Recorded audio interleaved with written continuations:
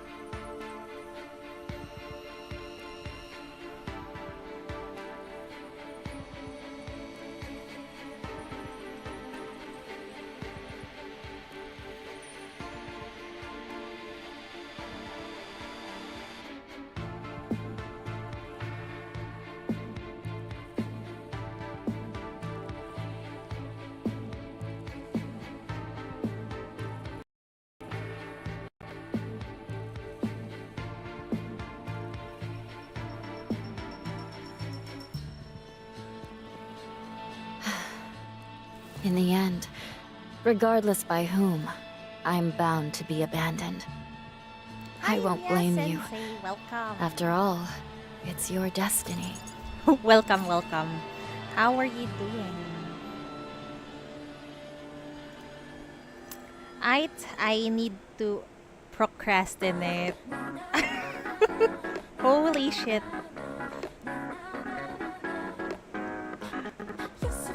Procrastination time. Oh. Good afternoon, Chief. Good afternoon. Yes. Suddenly, Joyride played. Let's finish this song first, and then we'll proceed to the event. Also, I almost reached the dark zone. Almost. Have you heard about the news? I saw it. Who is the fucker? Who is the fucker who started it? Madge. What the hell is wrong with them? It's fiction, man. If they do it in game, that does not mean they want to do it in real life, right? I don't know. These people needs a reality check. You're scared about the CD? What CD? That's special to Coco. In the What's end, that? regardless by whom, Will it still be I'm available? bound to be Crime abandoned. brand. I won't blame think you. so. After all, it's your destiny. I hope. I hope they won't change it. CN was able to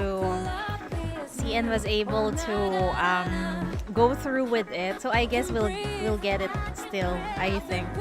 But for future updates, I don't think we'll get more Coco. Come on. Oh, I saw that too, Caramel, about Karina. Yeah. I read that. So it seems like we won't be seeing her anytime soon. What happened to her was really tragic.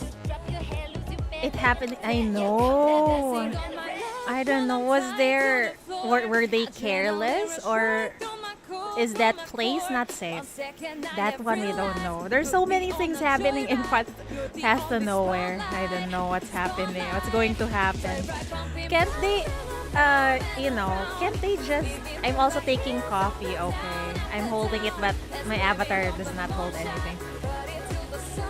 I'm not sure how the future of Path to Nowhere is going to get affected by Coco. I heard that she is quite relevant in the main story, right?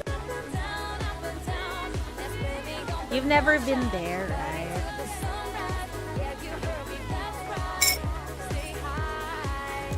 Wow, nice coffee.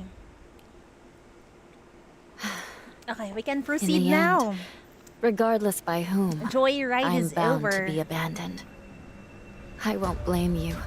Nice After coffee, all, right? it's your destiny. It's Coco time. Oh God, you only have 2 days. Is this long? I don't think I can finish everything today. But we'll try our best. Maybe. Shit. Okay, let's start. Let's go investigate Coco's garden.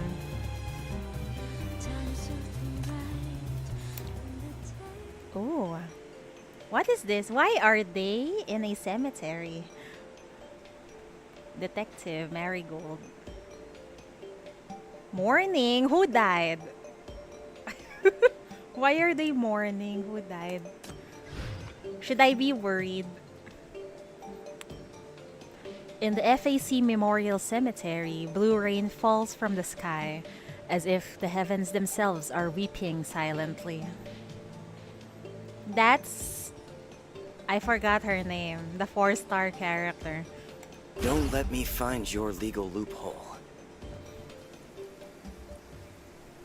I don't know, but it seems your voice is low. Ah! How's this? Oh. Or is that too loud? Is that too loud? That's better. Because my mic has some... a knob for the mic gain. Sometimes it gets moved around. How's that? Is that better now?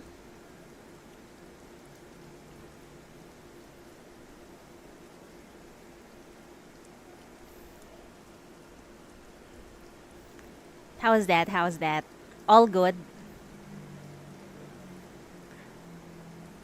Okay, okay. Where were we? 9 a.m. August 8, NF113, FAC Memorial Cemetery, West District Combat Casualty Memorial Service. Oh no.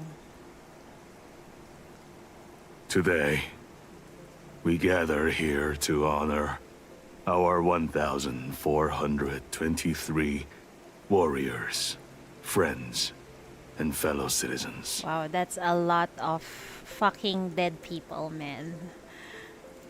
In the March catastrophe, they selflessly rushed to the West District, sacrificing their lives to combat the sudden outbreak of mania. Oh, deep voice, very deep voice. Now that the disaster has been contained, the call to counterattack is ready to sound, and FAC can finally return them to their loved ones. Thank you for coming to bid our heroes their final farewell. My child, did you come alone? Where is your family? I shouldn't have asked. Wow, this grandma's voice sounds amazing. Yes, grandma, I'm sorry. I came alone. I'm sorry. Oh, it must be hard for you. Thank you. I'm here on behalf of someone else. It's okay. Hey, I didn't mean that the grandma is hot.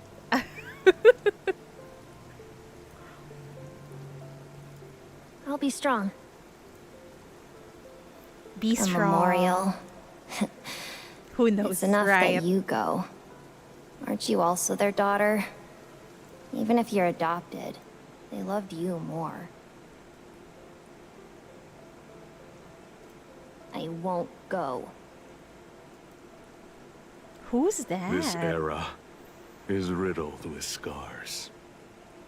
The nights are long, and the path is unclear.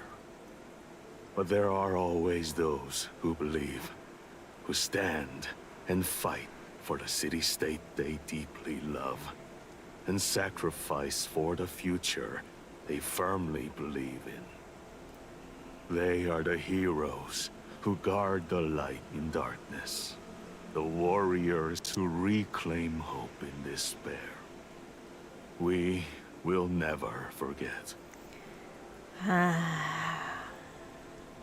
You know, the games we're playing currently are all, it has very fucked up backstories, man. I don't know how we survive all of these depressions, but we persevere. Let's go. And for you, our heroes have returned. What? Do you want to comfort me? Or is it... you want my comfort? Is this Christina probably when she was younger? That's past and nowhere for us, I know. Even Nikkei. Hi, Gangam, welcome. Just because my parents died, you think we're finally the same? That we can sympathize with each other? This cemetery was built for you, and also for them. They hope you will come because they long to see their loved ones Is that safe. like Christina's inner thoughts, perhaps? So deep inside, she's seething, but on the outside, she looks like she's just mourning. Please visit them often. Seeing you safe and sound is the greatest meaning of every FAC battle. They will tell you later. Okay, got it.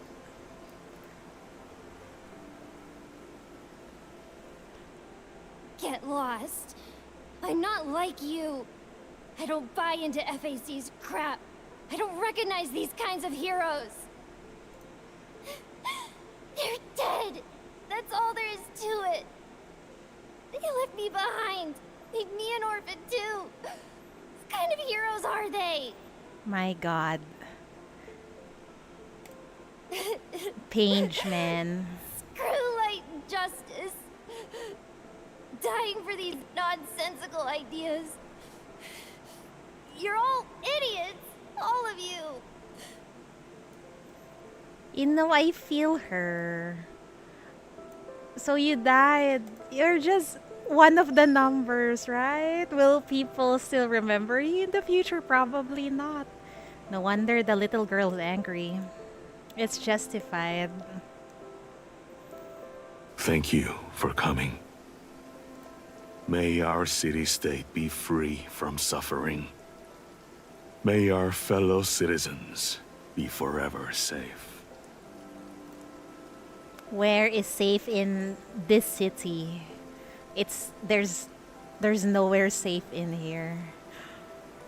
A soft blue rain falls.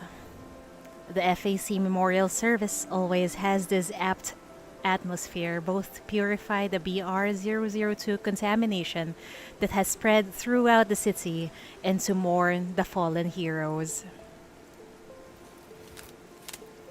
Christina leaves the cemetery, finds a secluded spot, puts away her umbrella, and looks up at the sky. Blue rain hits her face, gathering in streaks, mixing with tears sliding down her cheeks, tracing the marks of mania stress. How she wishes this pain could bring her clarity. Hold on to light. Believe in justice. I will. I'm strong.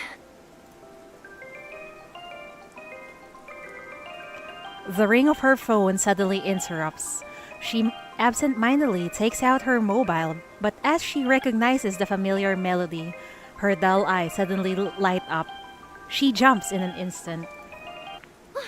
Shalom! You're back! Oh, it seems like Shalom is the only light in her world, huh? Oh, you've been so busy. I thought... Us when we see Shalom, exactly. We are such Shalom simps. I don't know. I think that lady brainwashed us or something. What? Those underground guys are causing trouble again? Another series of attacks by garden assassins? Ugh, despicable! They can't win on the battlefield, so they resort to dirty tricks behind our backs. Huh? You want me to be a special investigator? Really? Why does this feel like, she's about to get used by Shalom? I hope she does not throw her away like an object. Yes, of course I'll do it! I will do my best to complete the mission that you gave me. I swear on the name of the great detective Christina, I will set off right now! What's with that redacted future right there? She hangs up the call and starts to dash. She leaps 3 feet high after taking a few steps. Shalom is counting on me. For light and justice! Wow, there is still... Someone still believes in justice in Path to Nowhere's world. Wow, that's amazing. Yeah, very small future. Well, she does have a small badonkas, I guess. On August 8th, NF-113 FAC Commander-in-Chief leaves the West District Combat Frontline and returns to East Side, formally submitting the BR002 Black Ring Blockade Operation authorization application to the City Council. The intention is to build a counter-mania shield around BR002 to limit the spread of Black Ring contamination and completely stabilize the West District environment. The establishment of FAC is to protect this city. The West District is a part of this, and the people of the West District are these citizens who should be protected. They should not be abandoned. Oh. Commander-in-Chief. Oh. The operation has initially gained the support of Paradisos. The specifics of funding, manpower, organizational authority, and other matters will be jointly evaluated by representatives, including Nirvana, and the final review will be completed on August 15. Fuck, there's also Nirvana in Path to Nowhere. Hi, Poseidon! Thank you. What? Best streamer in the West? What do you mean? But anyway, thank you. Oh my god, who is this dead person?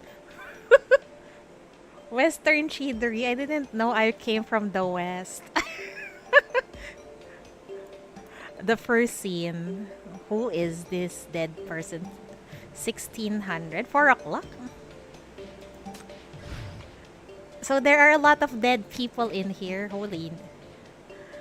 At the crime scene, a woman floats on the water, flowers sprouting from her body like a red shroud. I wonder what surprises await me here. Recently, several key figures in East Side have received anonymous threat letters. and attacks have been happening. Uh-oh, is that the garden behind this death threats? The incidents occurred just as the situation in West District was getting under control, making the timing of these events quite intriguing. Although there have been no fatalities so far, inside sources reveal that this series of incidents are closely linked to the serial assassination incidents from 3 weeks ago. If the mastermind behind these incidents isn't caught soon, the number of cases of harm could escalate, having a detrimental impact on society. It's already escalating. Oh boy. I don't know how to describe it, but that looks like a beautiful death. Is that even appropriate? 1600, August 8, NF113, Eastside Central Park, Bloom Courtyard, Sunken Blossom crime scene, huh? These are sensitive times. If this scene gets captured by the press and gets out, not only will the public opinion explode, but it'll also cause panic among the people, and... Yeah, Serenity. See? It just looks like she's sleeping, right? But apparently it's a crime scene.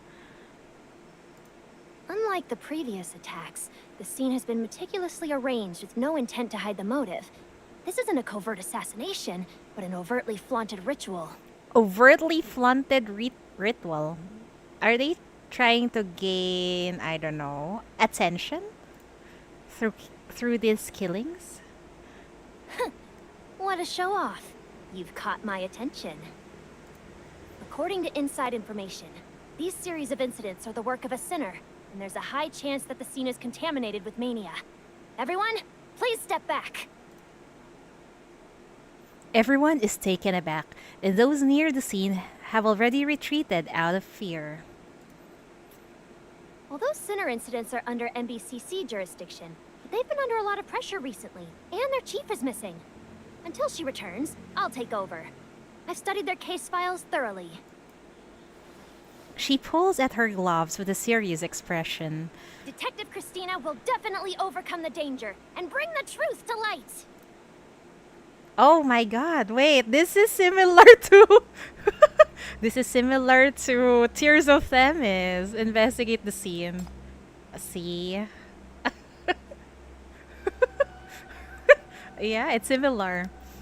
Discarded camera, an exquisite camera. Its placement is a little too conspicuous, probably left intentionally by the killer. So Chidori is pro here? Not really. I'm Pepega in all of my games.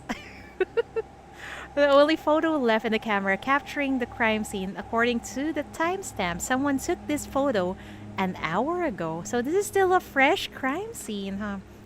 All of the photos inside the camera have been removed, and the only remaining photo seems to have been taken by the murderer an hour ago. There's no clue in that camera. Did the murderer just leave not long ago, or deliberately return to the crime scene? Red dark flowers gather on the surface of the water as if someone meticulously placed the flowers on the body to decorate the scene. Yeah, it looks attractive, not gonna lie, but creepy too. Such a strong fragrance. Christina takes a deep breath of the surrounding air, feeling a bit dizzy. Judging by the shape, these are very common roses, but roses usually wouldn't have such a cloyingly sweet fragrance. Christina's sniffing. Oh my god, that's nasty. She's sniffing at the dead person, but it's part of the job, I guess. She stands by the stream, stretching her body forward in an attempt to see more details.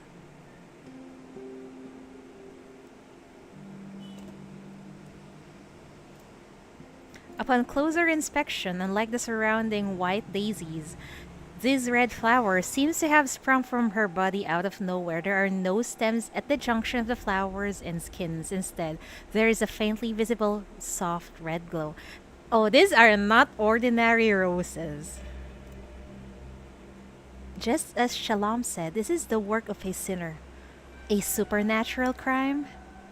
How do traditional detectives solve supernatural cases? Christina recalls the report she had seen trying to figure out a way. Firstly, the abilities of sinners aren't scary, they're all traceable. She now knows that the ability can grow flowers on the victim's body. What needs to be investigated are the peculiarities of these flowers, their impact on people, and whether they can cause death. Wow. Can flowers cause death? I guess maybe if you inhale too many pollens, maybe. Christina can't help but reach out to touch the strange red flowers. The sheriff, who has been guarding the scene, comes over and waves to her.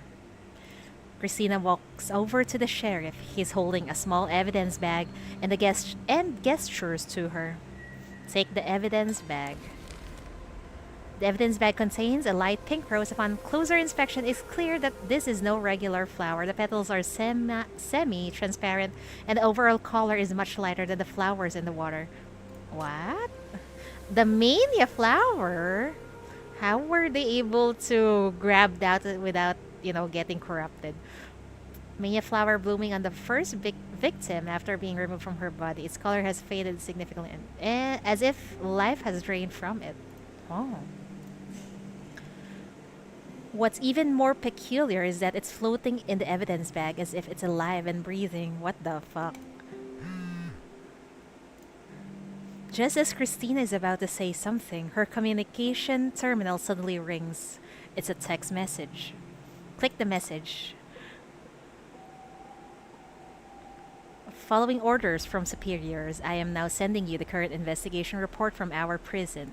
At the scene of the sunken blossom incident, we retrieved some flower-shaped substance from the body. After a quick examination by the evidence analysis department, the following characteristics were found. The substance is temporarily called the mania flower, a product of special sinner's ability.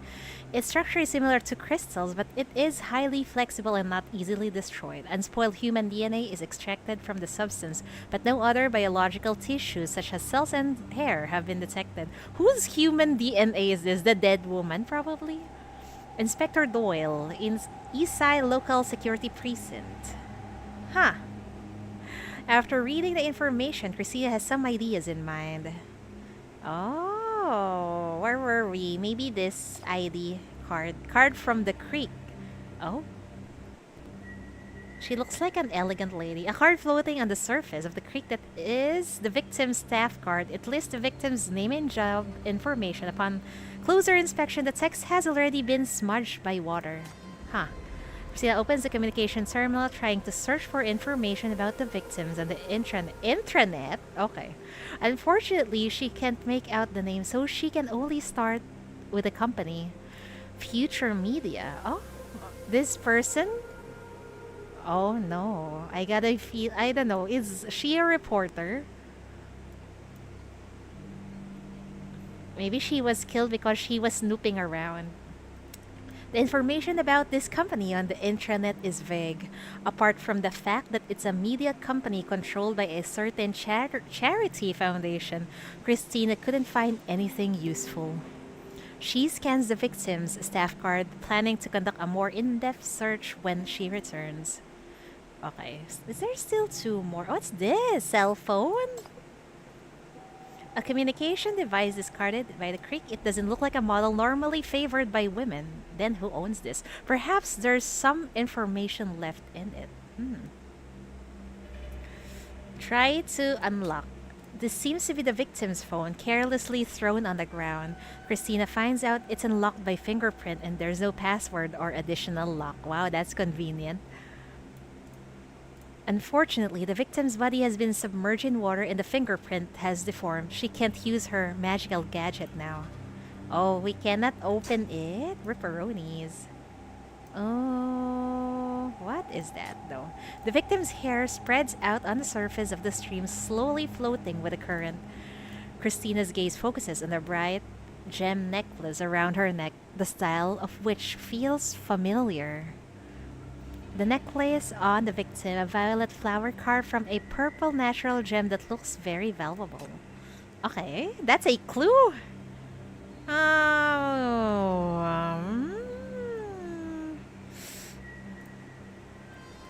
Can we take a hint?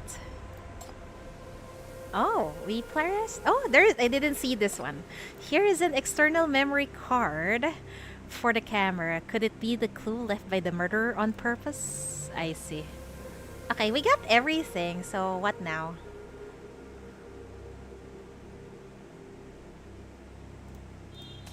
The flowers floating in the water are daisies. The Central Park doesn't grow this kind of flower, and it is not the season for daisies to bloom. It is obviously arranged by someone. We'll just click some of this. The water buttercup growing in the stream is common aquatic plant cultivated by the park management. Nothing special. So we're done, I think. Christina has finished investigating the surrounding environment. Her gaze returns to the heart of the scene. Something seems off. The skin of the victim shows almost no difference from that of a living person. If it weren't for the report stating that the victim had ceased breathing, Christina might even believe she was just asleep, just like a case she learned about from her teacher. The skin, that's it. The victim was discovered last night, but her skin isn't wrinkled at all. This isn't normal. Is it because of the flowers? Is she really dead? Her body is showing no signs of bloating either. Okay, that's weird. Normally, cadavers submerged in water starts to bloat, right? If they are submerged for a long time. Being submerged in water in the summer, her body should have shown changes overnight, but it hasn't. Christina pulls out a small orange square from her detective bag and quickly walks over to the victim. A fingerprint mold made by Chris herself. The material is an edible gel. Edible? Purchased online. It can be used to collect fingerprints and also doubles as a small snack. What the fuck is this item? Yeah. You can eat a mold. That's nasty. Use her fingerprints to find clues in the terminal. If the culprit is caught early enough, she might still have a chance. As Christina, it's a weird item, but if we can unlock her phone using this, so why not? Fingerprint unlock. View items. This one, right? Okay, use. Okay. It's unlocked. It unlocked. Christina quickly checks the messages inside the phone. Among a pile of irrelevant high society life, she finds a text message worth noting.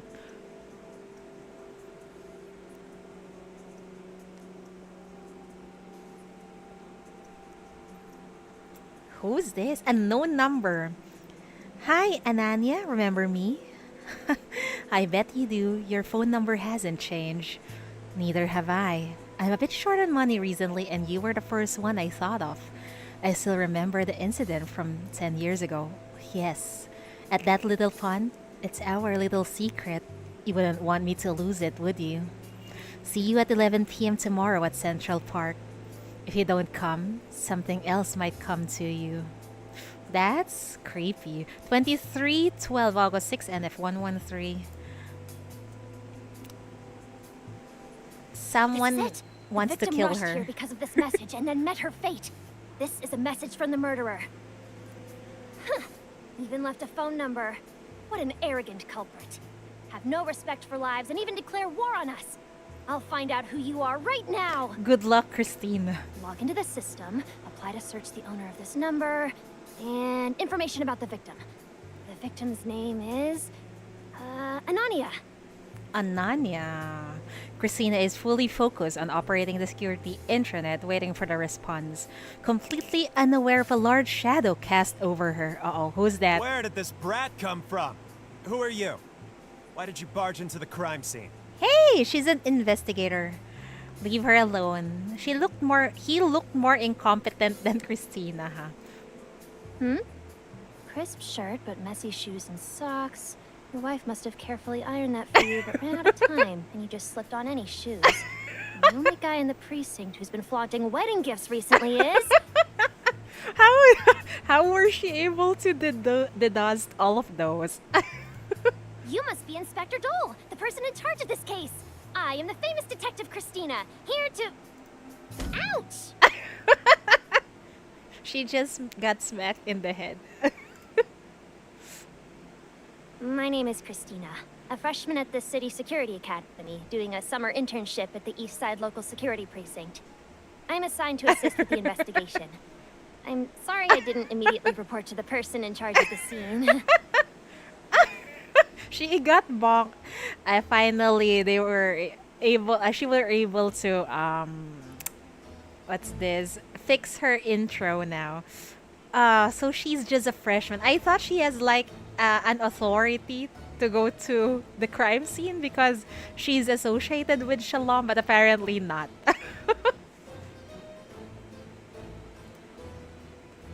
Who let a freshman intern on the scene? What if you spoil the evidence? Get lost. The authority, Shalom. Hi, Kaguri. Thank you for the raid. I appreciate it. Wait, let's give Kaguri a shout out. Thank you for the follow, Sherix. Thank you so much.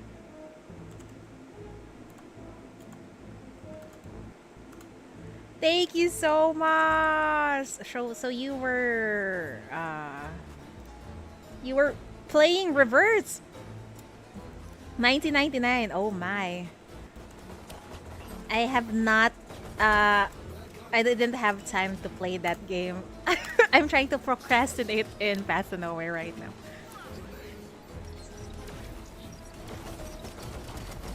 I think you like. I think so, cause I heard there's Yuri in it, so I'm interested. Really, I do have an account. Protect me!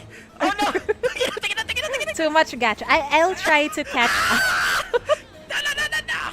I'll try to catch No, we up. lost! Again na naman! Anyhow, thank you for dropping by. Akala ko nasa loob yung plant. Akala ko nasa loob.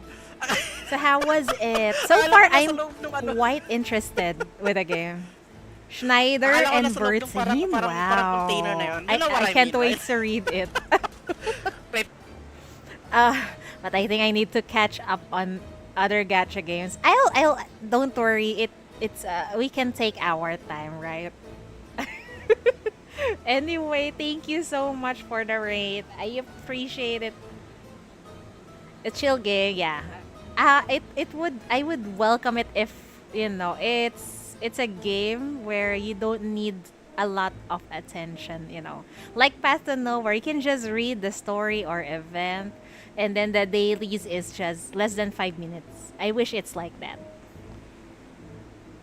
There are some simpable characters as well. Oh my, I'm interested. The main villain is Mommy. Oh no, I am weak to mommies. I will definitely pick it up. Definitely. But very, very, very casually because, we don't have a lot of time. Anyway, we're doing the event. We're I am procrastinating. I hope I can finish this in time.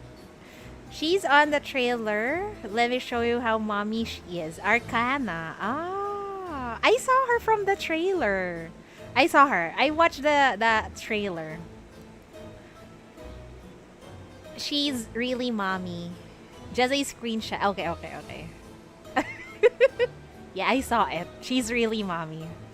She's ruthless. We love ruthless characters. I actually root for ruthless characters because they make the story interesting.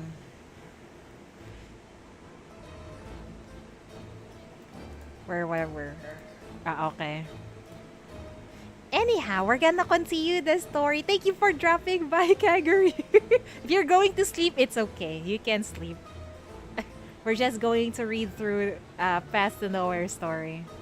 If evil, why hot? Most of the characters I usually like are evil and they're hot. I don't mind, really. You're gonna sleep? Okay, sleep well, sleep well. I'll just be here trying to finish this event. Yeah, good night and thank you.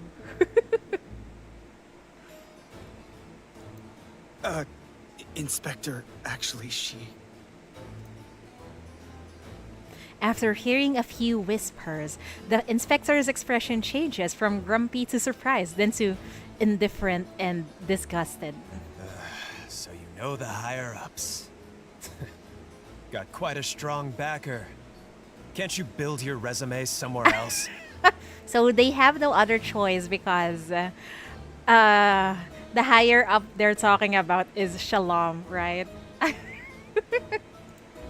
Sir, I'm not here for my resume. I'm here for the truth. I can do it, just like believing in the everlasting existence of justice and light. Please give me a chance. My God.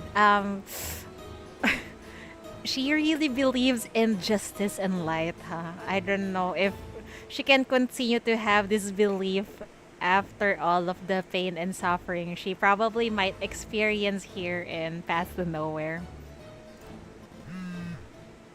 As she speaks, her pocket vibrates. A message has arrived on her communication terminal. Christina pulls it out and looks at it even more excited. I hope the world won't disappoint her. Sadly, the world always and will always disappoint.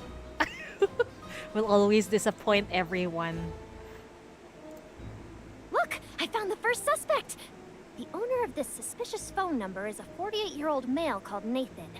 The file says he's an East Sider, but his past is very suspicious. Please allow me to keep investigating. Nathan, is he perhaps a former friend or lover?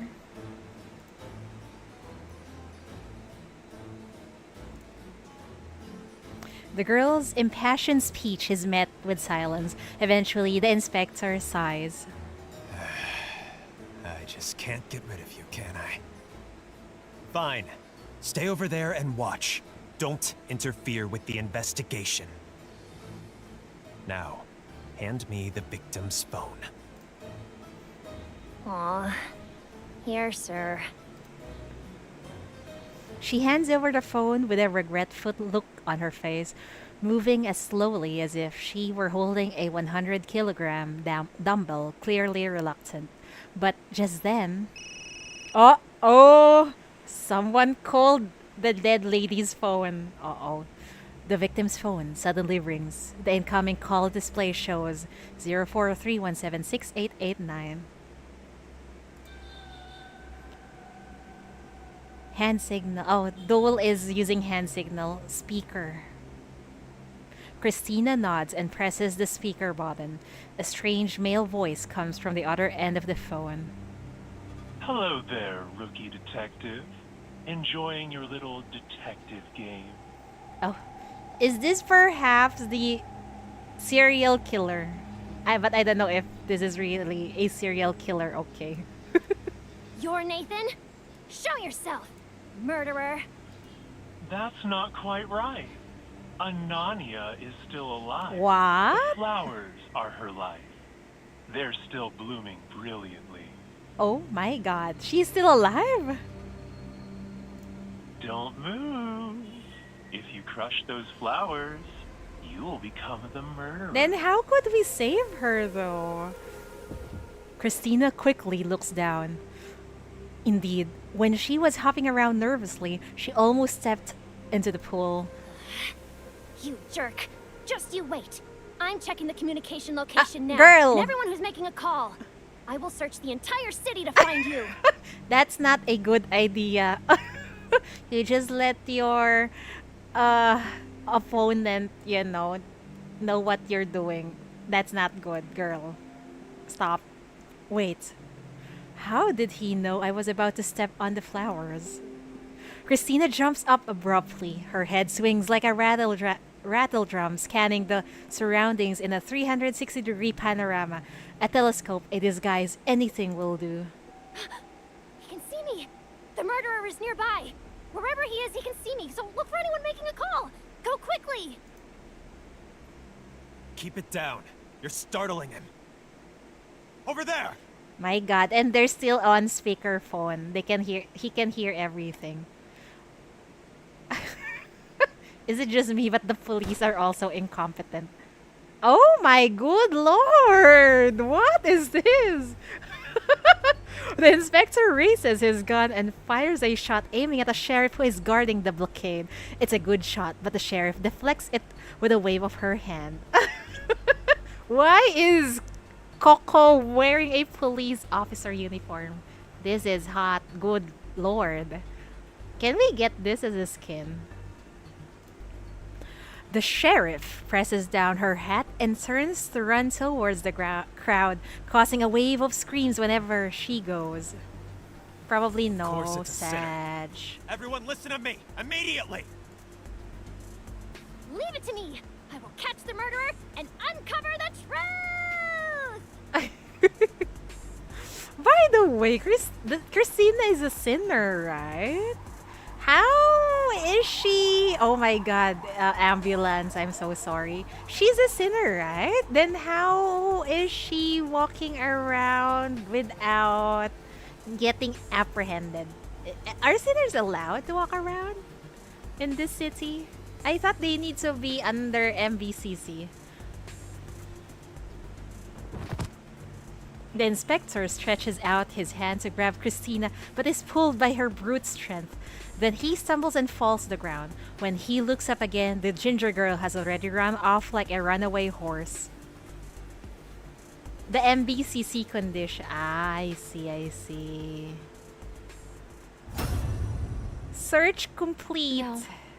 What's next? Assassination alert. Oh boy.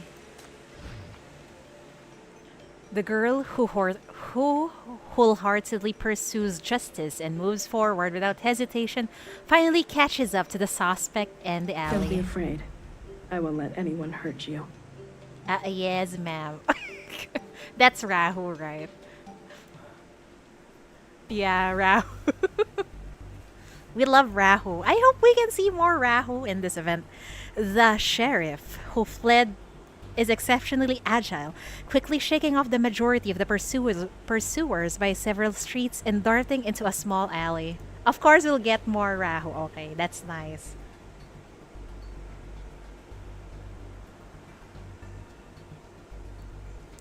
It's a dead end, but she easily climbs over a wall more than 4 meters high using a nearby crate with elegant posture. Oh, I would love to see Coco, doing this thing in animated form, but I'll just be happy with my imagination, I guess. She looks back with a rather proud look. The only one who has kept up with her is the intern detective, Christina. You will bark, oh boy. So you are the sinner specially recruited by the investigation team, huh? Your speed and stamina are not bad, but your movements are clumsy. That's hot. Oh no. Hey, can you even climb up?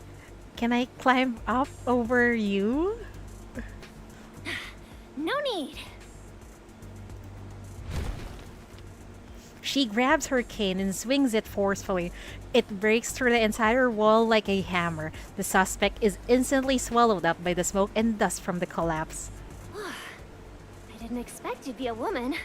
You used a voice changer, didn't you? How hurtful. Didn't you notice after chasing me for so long? It's so obvious. Good lord! Coke's voice sounds so sexy. It's like she's seducing me. Her voice comes from above and behind her. Christina quickly turns around to see that the woman has already jumped onto the fire escape 2-story high, looking down at her from above. Wow, she is fast. Oh, look, my graceful movements, top-notch figure, and you didn't notice? Are you still a kid, or just stupid? She must be blind, Coke. As she speaks, she sizes Christina up, curling her lips in disdain. Then, with one hand on her hip and her chest lifted, she reveals her perfect figure, raising her other hand elegantly and lightly pressing her chest. Good lord! What is she doing? Is she trying to seduce Christina or us? Want me to teach you some toning techniques? Cutie detective. Toning techniques. I wouldn't mind. Yes, you can teach me. You can teach me, ma'am, anytime. No thanks.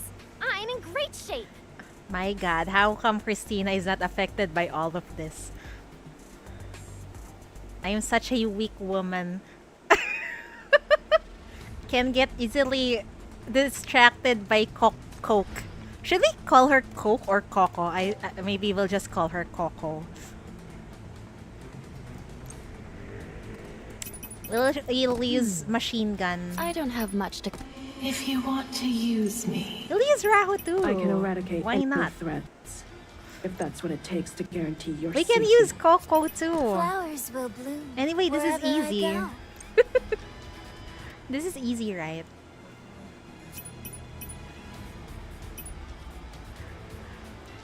I'm not sure if she Who has put her... lasts and roses on my grave. Oh, she does not have a crime brand. See?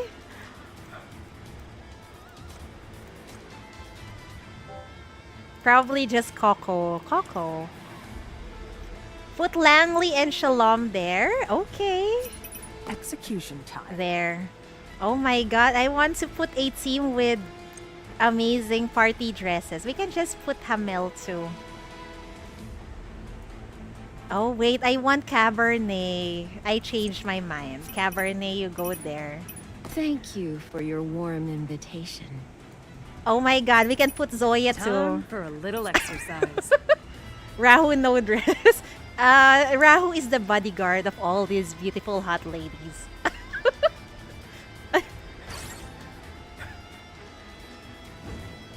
That's perfect.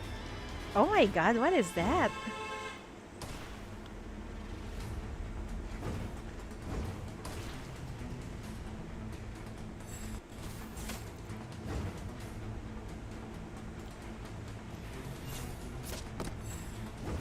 BRB, okay, sure thing. What the? Who's that chick? Oh, I just got fucking poisoned, but it's fine.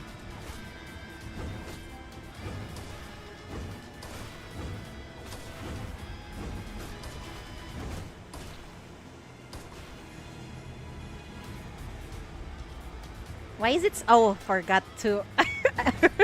I was doing broken front lines. I'm sorry. I am the Legion.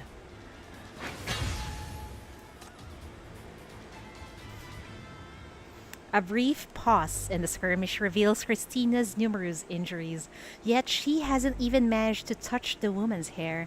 The enemy's strength far exceeds expectations. She watches Christina, who is now panting heavily. I thought a specially dispatched sinner detective would be more capable. You're quite the disappointment, young missy. I couldn't care less about your opinion. While talking tough, Christina secretly observes the weapon in the woman's hand. It's a crimson crystallized dagger, drawn from thin air, adorned with a few strange flowers, the same as the mania flower found on the victim, Anania. I knew it was you. Must be my lucky day to catch the real culprit so quickly. You left the crime scene in such an extravagant state, flaunting your mania abilities. Were you taunting us? Or were you hoping to be praised by others?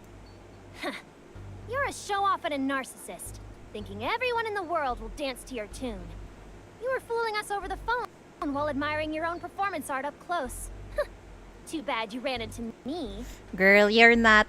You're still not... we're not able to apprehend her. Don't talk too big like that. Let me, the great detective Christina, show you what a real setback looks like. Did they teach you profiling in your first year of school? That answer is passable, I guess. But you're a bit slow, silly girl. I've been giving you clues since my first sentence to you. Hello there, rookie detective. Oh. She knows. The experienced inspector knew the scene was being watched the moment he heard that. Oh. He searched for subjects carefully and discreetly without causing a stir. And you? You were 47 seconds late and shouting like an imbecile. Exactly my thoughts. Well, I don't need you lecturing me. Come with me. Confess everything. Tell us how and why you committed these crimes and whether you had accomplices. You said Anania isn't dead, that you turned her into a flower. Can she still be saved? Remove your ability. Right now, you're only guilty of assault and will be supervised in MBCC. But if you cross that line, you'll be a murderer, and trampling on life is an unforgivable crime. You... Huh? Nothing. Just thought of something funny. It's been a while since I've seen someone like you. Without blinking, Christina watches as the woman disappears before her eyes. Then the woman's voice sounds from behind her. Such an overly righteous fool. Wow. That's a very good description of Christina. Uh-oh. Christina doesn't have time to react. The woman's hand is already around her neck from behind. Her fingertips lightly touch Christina's chin, tracing the curve of her throat downwards. Suddenly, Christina feels a strange numbness as something is drawn out from within her. I don't know, but is it just me? But this sounds so lewd. You dare to insult me? Thinking I'm as useless as you, a complete novice? The word murderer can't define me, detective. The life and justice we see are different. Her hand continues to move outward, pulling out a budding crimson flower. The bud bursts out from Christina's chest, slowly stretching upwards. Look, people can bloom. This is your flower. Take good care of it. Hurting it is the same as hurting yourself. I believe life is precious. Even the most ugly and despicable person can bloom beautiful flowers. The body and soul will become nutrients, nourishing the flower until it blooms. Only then is it a truly pure life. My god, those flowers are like parasites absorbing a human's life, it seems. Yours looks like a naive and cute little flower. A sunflower? Or a daisy? The crimson bud sprouts, slowly unfolding. A wave of nausea rises from Christina as if her blood is being drawn from the ends of her vessels. She musters all her strength to squeeze out a question through her teeth. What happens when the flower fully blooms? I think you will die. It will keep going, blooming more and more flowers, just like the woman in the water, until she can't bear anymore. Uh-oh. Life is powerful. The stronger the person, the more they can bear. I've seen someone bloom an entire garden. Holy shit, I wonder who that person is. I asked, what happens to those who have bloomed after their life has been drained? Oh, that's what you meant. A smile shows on her face. When you're admiring a flower, do you care about the mud under your feet? Bro, they basically became fertilizer. You bastard! Fury surges within Christina, her hatred overcoming her fear and allowing her to reclaim control of her body. Ignoring the threat, she spins around and swings at the woman, who easily dodges. Christina then throws her cane toward where the woman retreated. That's someone's life. What right do you have to distort and trample it? The wall is shattered by the thrown cane. Dust fills the alley. The punctured sheriff's hat falls pathetically, the woman's figure vaguely visible through the dust. Her long hair floats around her, a deep red flower in her hand. She seems very pleased. You got mad, huh? I'd say this is much more beautiful than your boring justice. Christina's cane is still stuck in the wall behind the enemy. The strength she used in that strike has left her drained, or perhaps having her flower plucked has indeed robbed her of some of her life force. It's now very difficult for her to move. She grits her teeth in fury. Shut up, bastard! I remember now. July. At Erica Villa. The sheriffs had their lives drained by a sinner. Oh boy. Rahu said that a crimson thorn was left at the scene. You're the one who attacked Erica Villa. Who attacked Shalom! You're the leader of the Garden Sinners. The mentor of assassins. The mentor laughs even more. Shalom, huh? Are you really that fond of her? Perfect. Then you should play with me, too. Oh boy. This is one of those moments where why hot if she's even though she's evil, right? Man. I don't have time to play with you. I'm going to... Ah! Oh no, are you okay? Oh shit, what just happened? Did she just get stabbed? A white blade plunges straight into Christina's left leg. She kneels in pain, completely losing the ability to move. Uh-oh. Upon removal, the white blade turns out to be just an ordinary note. There are a few lines of small characters inside. In garden deep, where spring blooms dive, emerald waters their whisper abide. On a night of rain, fireflies glide. By fractured walls, shadows of ruins reside. In autumn's prime, wine and meat gleam. Gold and silver set the festive scene. As year's end nears, vast and wide, over dried up wells I alone stride. Where spring blossoms dive. Could this be an assassination warning? So this isn't the only case. Are you planning to... Mm-hmm. This is just the beginning.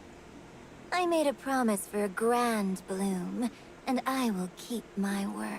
When and where the next flower will bloom, and for what reason, why don't you deduce? The future great detective Christina. Treat it like your favorite detective game. If you can solve my riddles, I'll accept a commission from you. Any person you want me to kill, save, or spare, I'll listen to you. But if you can't solve them, you, your Shalom, the ones you love, many people will turn into blooming flowers to decorate my garden. Oh my god, that's a scary, scary threat, man. You! Alright, get moving. If you have time to be angry with me here, the second flower might have already bloomed. Second? Could it be? Is she after Shalom now? Oh boy. Look, I found the first suspect. The owner of this suspicious phone number is a 48-year-old male called Nathan. The file says he's an East Sider, but his past is very suspicious. Please allow me to keep investigating. The woman takes the luxurious phone out of her pocket, waves it around and throws it at Christina's face. Christina quickly catches it. The phone screen is already shattered and her intuition tells her that this is Nathan's phone. Oh boy. Figure it out yourself.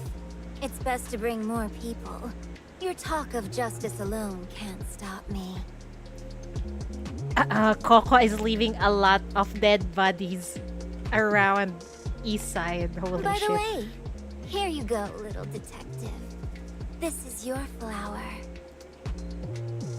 She gently lets go, and the flower pulled out from Christina's body falls to the ground. It's a tender flower that looks like a daisy or a sunflower. Christina couldn't recognize it. Marigold isn't known to be sunny, so don't force yourself to play the role of a justice hero. Challenge me with your true self. Then I might be able to expect something from you. Oh, so it seems like what Christina is showing us right now is just a facade, huh? And Coco wants to unravel it. Interesting. This is a blooming period that has been brewing for 10 years. I've lowered the difficulty for you. You better win. 10 years. What does that mean? What happened in 103? Oh, hi, Nya Sensei! Thank you for the raid. Right, let me give you a shout out.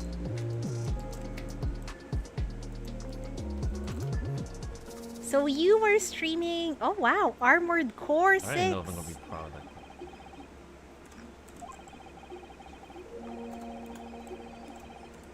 You know, I wanted to play that game, but too many gacha. I'm playing too many gacha games. Thank you for the raid. I really, really appreciate it. True man. Don't look at the This is clip. why you're the chosen candidate for It's okay. I'll pretend I didn't see it.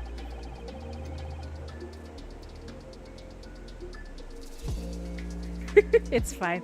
So how was your stream? Did you enjoy? Did you enjoy Armored Core? I heard it's quite difficult. I heard. That's what I heard. Thank you so much again for the raid. We're currently reading through Floral Unfurl of Path to Nowhere. We're trying to finish the game. Good luck. I hope you finish it. But it's 3 a.m. Okay, better sleep. If you need to raid and run, that's totally fine. You can sleep now. Don't worry. I don't mind. I'm just chilling and reading here. Thank you for the raid again. I really appreciate it. Okay, I'm gonna go read the story. The music is good in this event. It is. I keep on replaying the music from the trailer. It's really good. It's catchy, man. Okay. On to the story we go. She doesn't respond, laughing loudly as she turns around and leaves. Christina wants to chase after her, but her body is blooming and injured, no longer listening to her commands. All she can do is yell at the figure that's leaving. Don't run! You bastard! What did that mean just now? What does the case have to do with NF-103? You have to figure out by yourself, Christina. The further investigation of the case quickly yields results. Intelligence Department. Regarding the other flowers that shouldn't have been present at the scene, we understand the reason for their presence. Central Park doesn't have daisies, which only blooms in spring. The Intelligence Department has searched the entire east side and finally found something interesting. Intelligence Department back in the spring of NF-104, a woman drowned here. The investigation ruled out homicide, but the photos from the crime scene at that time are quite interesting. What is that? It's similar to the crime scene earlier. The posture, layout, and daisies at the scene are very similar to the Ananya case. What's the connection between these two people? Intelligence Department. There's no concrete evidence yet, but they're definitely related to one thing. Intelligence Department. The famous FAC debacle and NF-103. Oh boy, what happened back then? The deceased is named Ophelia, originally from the FAC Communications Department, and had participated in supporting a major operation in NF-103. And we haven't yet applied for enough permission to query the details, but we do know that the operation seems to have suffered a major defeat with heavy casualties. This triggered a series of chain reactions, including several people in charge, and the then commander of FAC taking the blame and resigning. The former commander died of illness soon after. Although Ophelia was not in a high position, she also left the FAC at the beginning of NF-104 due to the physical and mental illness. 3 months later, she was found drowned in a pond. What is going on here? Is it a grudge or was it suicide? As for Ananya, she was not a member of FAC, but she was in charge of handling the internal publicity crisis of FAC and NF-103, and several articles she published stated that the defeat in NF-103 was due to the internal intelligence and communication personnel, which involves Ophelia. What? Is this actually a revenge? Murder because they wanted revenge? Because Ananya is previously an internal publicity crisis of FAC. I see. Okay. And then she blamed Ophelia. This caused quite a stir at the time. Good job. Let's go back and celebrate. Arrest. 4:20 August 9, NF113, Eastside Local Security Prison. Criminal Investigation The Team. case is complicated, involving sinners, contamination, garden assassins, and possible serial offenses. Now, let's reorganize the existing information. Detectives, pay attention. First, the Anania case. In addition to the various physical evidence and clues found at the scene, the following discrepancies are being investigated thoroughly, including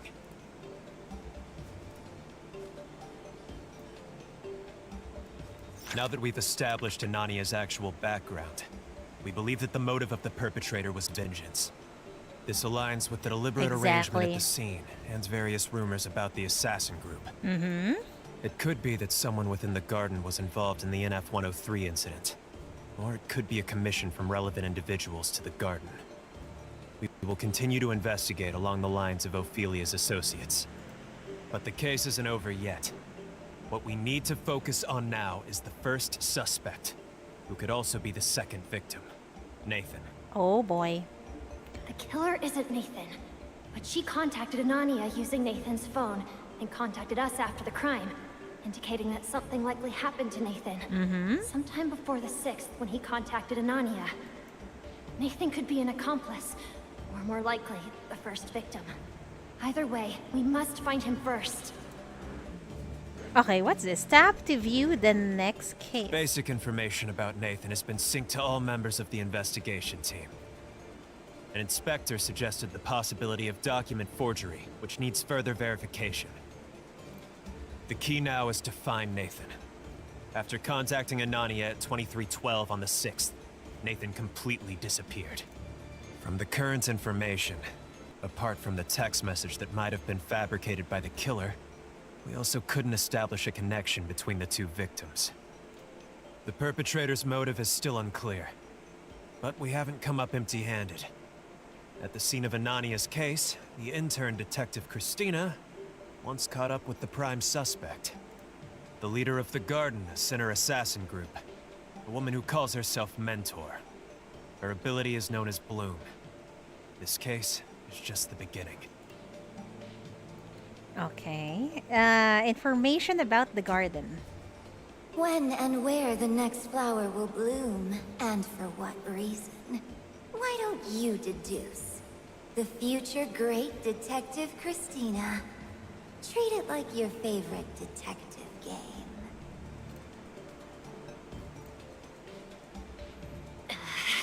Damn it. All right. This is the intelligence that the silly girl risked her life to bring back. Even an intern can give it her all. How can we, the seniors, stand by? Everyone, today we must find Nathan and solve this case. Oh shit. Why on earth are you still here? Is she not allowed in here? What is happening? What are we going to do? Text of the flowery scroll. What now? Evidence. Okay. Uh-huh. FAC Commander-in-Chief? What's this? My new detective handbook is finally done. From now on, I'll be putting all my case notes here. Which investigation target should I write about first? Why not write about myself? Okay.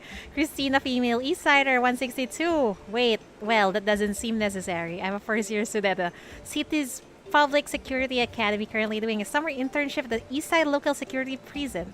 At the request of Shalom, I've become a special investigator from the recent serial attacks, be it the underground thugs or the guardian assassins. As long as they dare show up, I'll knock them all out. I swear on the reputation of Christina, the great detective, righteousness and justice will certainly prevail. Wow, that's a mouthful. What's this? FAC Commander-in-Chief. I've always known about him, but it wasn't until the recent memorial service that I got to see him in person. The FAC has been mired in controversy lately, but no one can deny that they are always at the forefront of fight against mania crisis of this city. I believe in the Commander-in-Chief's speech because I believe in righteousness and justice, and I know that there will always be people Who stands up and fight for our city, and that's who I'll become one day. She's so optimistic, it fucking hurts to see. Okay, where were we? Arrest. At the Eastside Local Security Prison, the sheriffs and detectives are gathered together discussing the next move. After you. Oh shit. Why on earth are you still here? A marker lands on Christina's forehead. She yelps, finally shifting her gaze from the detective handbook, meeting the gaze of all the people in the investigation team. Her overthinking just now leaves her momentarily disoriented.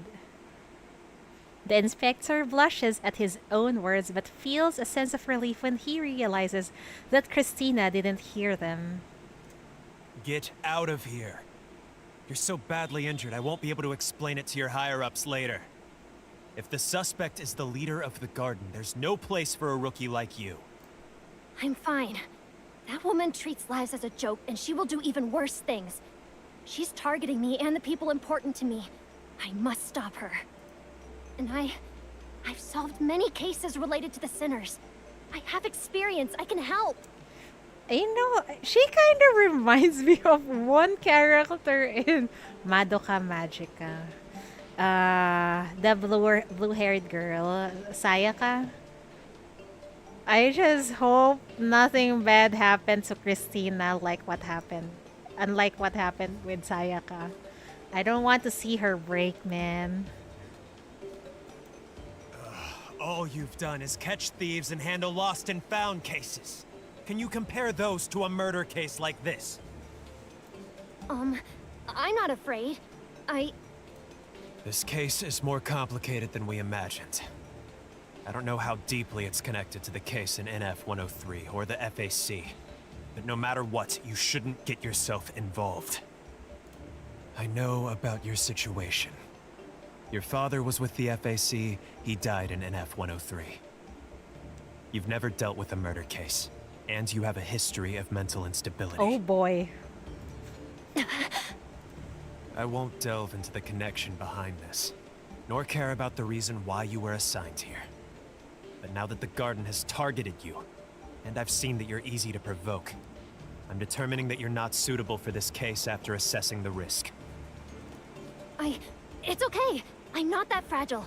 And this is a job entrusted to me by a very important person. I don't care how important that big shot is. This isn't something an intern should get involved in. I can't be held responsible if you lose your life. Go back and rest. Don't hang around here with us. Christina clenches her fists. Staying up all night makes her both excited and defeated. Her emotions are suppressed with nowhere to vent. Just then, a familiar and unique ringtone rings.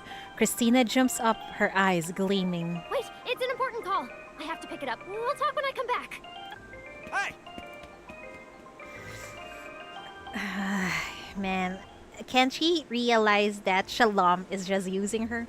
She runs as if she's flying all the way to the ladies' room, then catches her breath, swallows her saliva.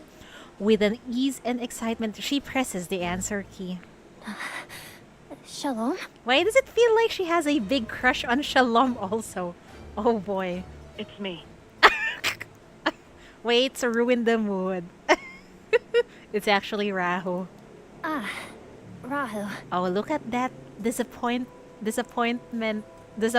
look on her face. Is Shalom okay? Are you guys coming back? No. The situation is more complicated than expected. The mission needs more time. But Shalom is worried about your situation and asked me to check on you.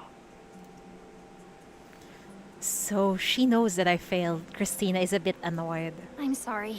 I was inexperienced and hot-headed. I let the criminal escape and made you guys worry. At least she knows about her shortcomings. Compared to me, Shalom's task is 100 times more difficult, and the enemies she faces are 100 times more dangerous. In the end, she has to be distracted by my matters. Say that to her yourself. Shalom asked me to contact you to provide information. I've dealt with a few assassins from the garden. They're not psychopaths who kill for fun. Apart from accepting commissions, The Garden's actions are usually highly purposeful and very much driven by sentiment.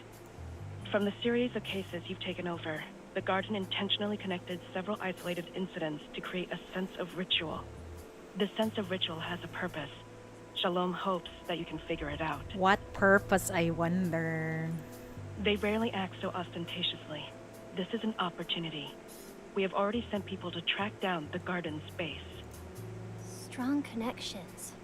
I think I have an idea. And there's one last thing she asked me to convey. Shalom says she'll be there for you whenever you need her. But she believes you can do it.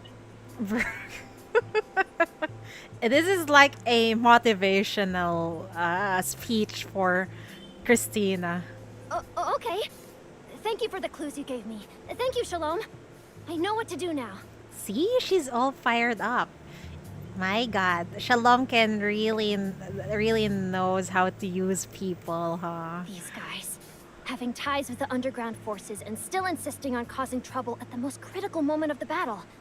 I won't let them off. When I'm not around, you have to protect her. Special Force Rahu, I'm counting on you. Of course. I won't let her die.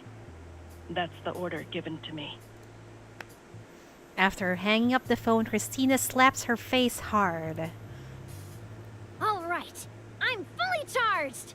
To live up to everyone's expectations, the famous great detective will continue to shine and illuminate the darkness. Now she's back to being fired up. Thanks to Shalom. She doesn't return to the investigation team, but heads straight to the next investigation site. To Nathan's house. The Public Security Bureau has investigated Nathan's file. It can be confirmed that he was smuggled into Eastside from Syndicate 10 years ago. His experiences before that are a blank slate. Not long after he smuggled into Eastside, he opened a large construction company and took on many projects. But the company's performance was not ideal, and it has been losing money for the past 10 years. Under these circumstances, large amount of unexplained funds have been constantly flowing into Nathan's personal account. Although these funds are well managed and no discrepancies can be found, this itself is enough to prove that there's something wrong with Nathan. Someone is sending him money. I wonder who it is.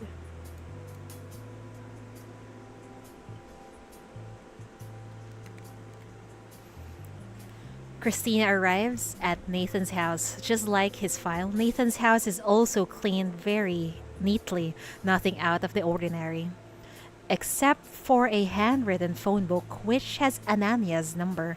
The corresponding name is written in code. Christina follows up and checks a few other numbers in the phone book. Most of these contacts are wealthy businessmen engaged in charity work, and there's also a high-ranking official in Eastside. You know, it's always very sussy if there is a charitable organization involved in a crime.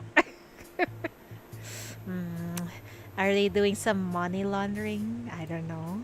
Perhaps like Anania, they were all potential blackmail targets chosen by Nathan to Anania's house. Oh, so one of the business of Nathan is blackmailing organizations, huh?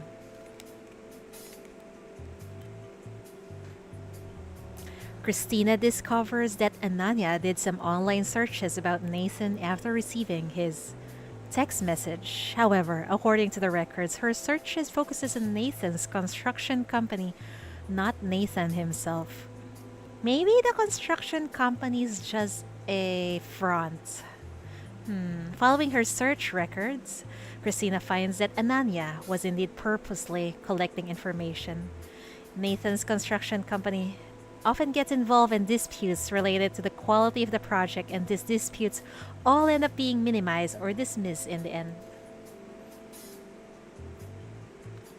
The most recent project record is a demolition project of a building ruin in the east bank of the Rust.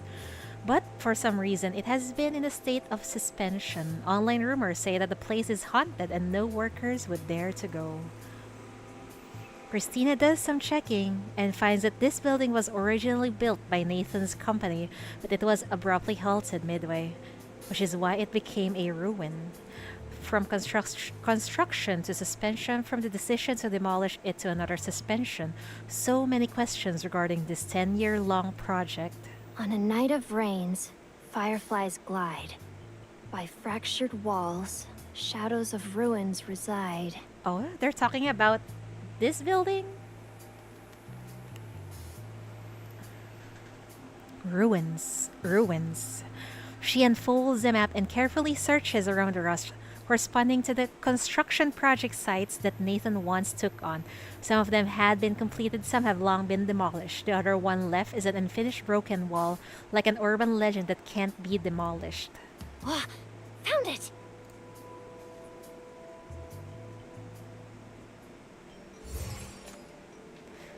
The second scene. 1736. That's like around 5 p.m., almost 6. The second crime scene is at the wall of collapse next to the rust. What secrets are buried under the brick wall, blooming with flowers? Now, whose pain will I uncover here? Hello? Who's this? I'm busy here. Inspector! Inspector! I know where Nathan is. I'm sending you the location. It may not be correct. I'll go ahead and scout first. Wow, holy shit, she's so reckless. No, it's dangerous, kid! Wait for us to go together! Does she want to die so much?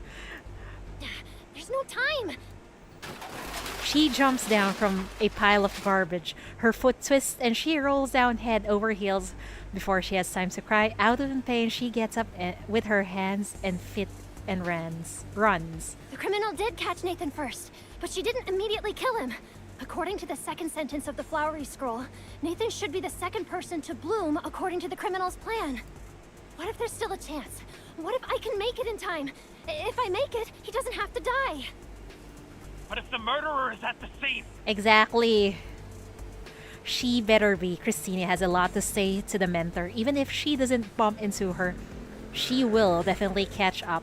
She must find that white-haired sinner. I found it! Holding the phone, her hand is shaking violently. She's shocked by the scene in front of her, and her heart is being shaken by regret, powerlessness, and deeper anger. Hey. Hello? Are you okay? Speak up! Inspector, I found the scene. Sorry. I'm too late. Oh boy. He already fully bloomed.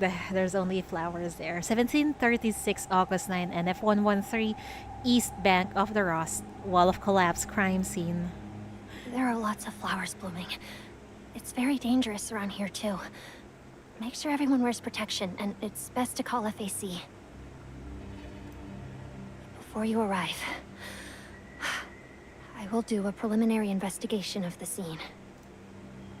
After hanging up the phone, Christina takes a deep breath. The dazzling mania flowers are messing with her senses, stirring up past chaotic memories. Christina must control any potential psychological reactions. She must overcome obstacles. She can't fall here. The dead cannot be brought back. She failed to save one person's life. What she can do now is to find the truth. Oh boy. What is this? A prosthetic arm? A metal prosthetic found in a pile of junk. There's no record of Nathan undergoing such a modification. Could it belong to someone else? Investigate. Christina's gut feeling is that this is Nathan's prosthetic. The mania flower swallowed his body, leaving behind this metallic remnant. And there's a bucket here.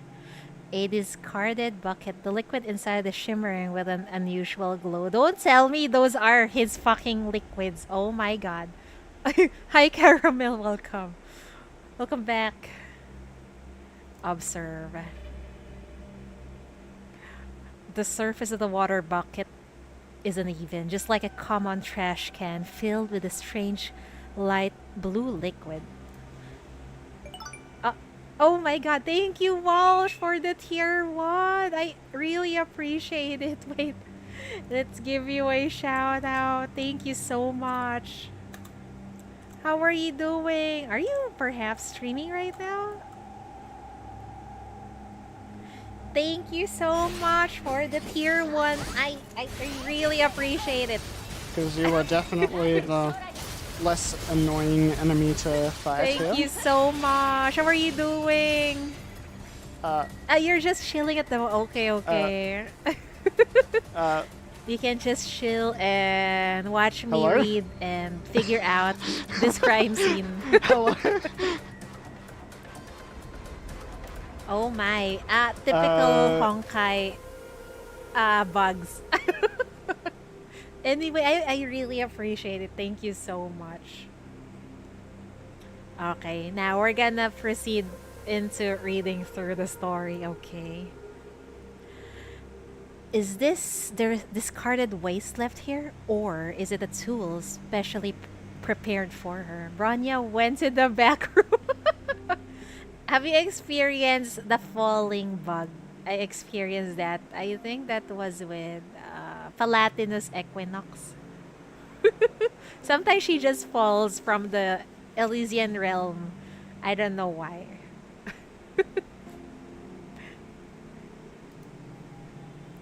Okay. Now, what's this? Under the setting sun, the magenta flowers reflect a captivating light. The scene seems to have no victim, but Christina clearly sees a person. And what? Why the hell is the person pinned up to the wall? Because the flowers are there, so I assume the body's probably pinned there. Ain't that too cruel? Honkai is a perfect game with no bugs. So true. It's not Honkai if it does not have any bugs. A person hanging on the wall. A death visible to the naked eye. Calm down, Christina. Calm down. You need to find the truth. Calm down and continue investigating. Christina carefully takes a petal from the wall and gently places it in the evidence bag. Then she takes a piece of clothing that is almost fused with the flower. That's nasty. What are these? What are those? Nothing there? Oh, even through her gloves, Christina can feel the warmth emanating from the pile of clothes suspended in midair. Perhaps it's the setting sun, or perhaps it's the lingering warmth of life. A person has completely disappeared from this world, and this is the trace he left behind. The previous victim is in a limbo between life and death, and this victim's body has completely vanished. Is this intended by the killer, or is it caused by her ability? Probably caused by her ability. If this was deliberately designed by the killer, the first one was committed out of vengeance. Is it the same for the second? Does the killer hate the second victim more than the first? Maybe, because he died first than the woman we found earlier. If these conditions are characteristics of the killer's abilities, is this change due to the location, time, or the victims? Christina closes her eyes. Countless speculations collide in her mind, then gradually subside. She needs more clues. Okay. What else do we have in here? Hydrate? Okay, I will hydrate. Thank you. Coffee where? We ran out of coffee. I just need water for now. Just click randomly. We can just click this one. Oh. We're done with that. How about this? The bottom of the wall is piled with a lot of junk, as if no one has been here for a long time. Lichen spreads behind the debris, which catches Christina's attention.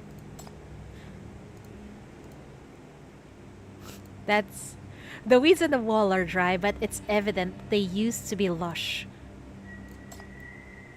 Again, the bucket? This liquid seems strangely familiar to Christina, as if she has seen it somewhere before. Nathan's body hangs on the wall silently watching Christina. Bro, that's creepy. This is a slightly loose stone, as if someone had broken it. Christina remembers that this place was supposed to be demolished, but it was halted by someone for some reason. With a gentle touch from Christina, many fragments fall down with a clatter.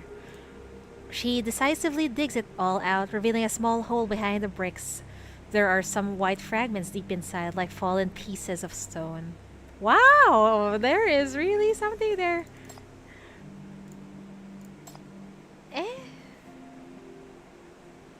We already clicked that, right? Okay, squatting on the pile of debris, Christina takes a breath and sends back the known information to the Public Security Bureau. This case is much more serious than Anania's, and she hopes to get more support and investigate the scene more thoroughly. She quickly receives a reply, which details the results of the further investigation into Nathan by the Bureau during the day. Nathan, a smuggler from Syndicate, was involved in illegal activities like usury in Eastside. What is an usury? What is that? Wait, let me search real quick. It's my first time seeing that word. Illegal action or practice of lending money. I see. Interest at an unreasonable high. So he's like a loan shark? Oh, I didn't know that. Usury is like a loan shark. He suddenly went legit in NF-104 and started a construction business. Before he quits, Nathan had harassed some families of the FAC victims. Some suspected that he helped deal with his troublemakers, but due to lack of evidence, he was quickly released on bail. She also accused him of getting rid of corpses in the rust. But during that time, the rust isolation belt wasn't easy to approach. If he really did it, the FAC outpost monitoring the East Bank would swallow him alive. Upon careful examination of Nathan's account transaction records, all of his investments in constructions failed, yet his account still had a large amount of cash. It seems that this former Syndicate gangster had done some shady business after coming to Eastside. No wonder someone sought revenge on him in such a brutal way. Exactly. It's the killer's motive. Another common point between the two cases is... It's NF-103 again. Are there illegal happenings with the FAC during that time? I wonder. Could it be a coincidence? Her heart is pounding fiercely, but she restrains herself and returns to the case at hand. Both crime scenes correspond to the two haiku because both of the victims were killed by blooming. Since they're both related to the NF-103 FAC event, the killer could be seeking vengeance. If the last two lines of the poem are also going to be crime scenes, they are likely to be similar to these two cases. Getting deeper and deeper. I know there seems to be some illegal happenings with the FAC, and whatever happened during 103 where thousands of FAC officers died, it must have been caused by both of these people who died, and a person is about to be killed next. Oh boy. I must find out the truth behind these cases to stop her. No matter how grand the revenge, it's not justice. She gets up, staring intently at the broken wall covered in mania flowers, as if she could find clues by looking a bit longer. I must uncover the truth behind these cases and stop her. No. Christina's eyes widen, a terrifying idea suddenly seizing her train of thought. In front of her is a solid wall, not particularly tall but unusually thick. Nathan's clothing is suspended in midair, clinging to the mania flower. The ground is cluttered with debris, and behind them are dark, jagged plants, climbing and twisting, seemingly an inadvertent disguise or a definitive hint. The image of Anania's pond surfaces in her mind. Like Ophelia, she died in the pond of Central Park, intentionally decorated with flowers that were not originally there, just to match the scene from the spring of NF-104. Stepping over the discarded debris, Christina carefully removes quote unquote Nathan from the wall. Apart from the flowers, Nathan's body has completely disappeared from this world, leaving nothing behind. Many other plants are clinging to the abandoned wall. They aren't mania flowers blooming from Nathan, but rather they resemble some kind of lichen or moss, a withered existence. But Christina can't help but feel they are similar. These are not natural plants. They carry a specific scent, the smell of life and death of a human. She needs a way to prove her speculation, and coincidentally, someone has prepared a tool for her. Oh my god! We're going to throw the water bucket to those moss? Isn't it? Aren't we destroying the crime scene? But okay. We'll try it now. Returning. It's his liquid. Holy shit, it is! That's nasty, man. Returning to the mysterious bucket, Christina takes a newly plucked Jimson weed and soaks it in the liquid. The moment the flower touches the liquid, the mania flower ignites in terrifying red and blue flames. I thought that's really his liquid. That's nasty, man. The flame quickly extinguished, but the intense luminescence of the flower lingers for a long time. Christina recognizes this reaction is the same when she is out in the blue rain.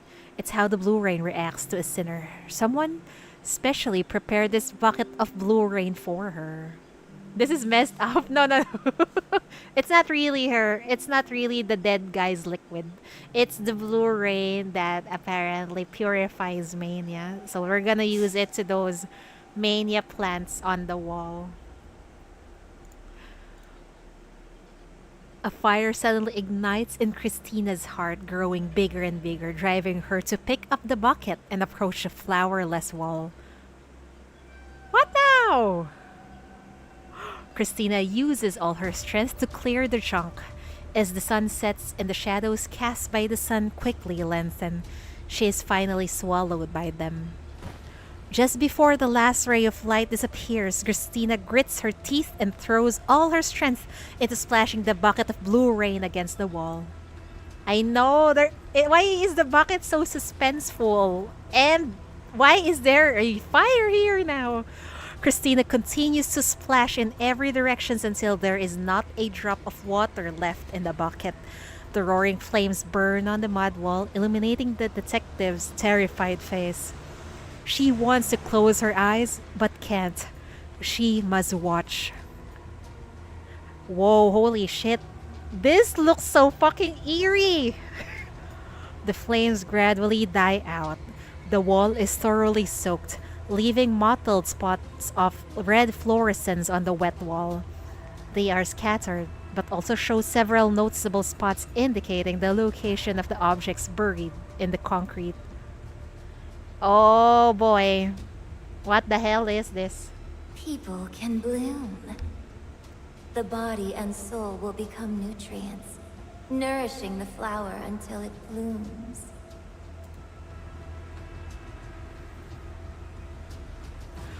So what are these mania plants that can't bloom? What nourishes them and why can't they bloom? Why are they clinging to this wall? What else is inside this wall? Hello? Kid, are you still at the scene? FAC detected Uh-oh. some contaminated creatures around the area. Did something happen over there? I think the contaminated creatures are these freaking plants here. Find a place to hide first. Wait for us to come over. Understood. Before that, I want to confirm something. Oh boy.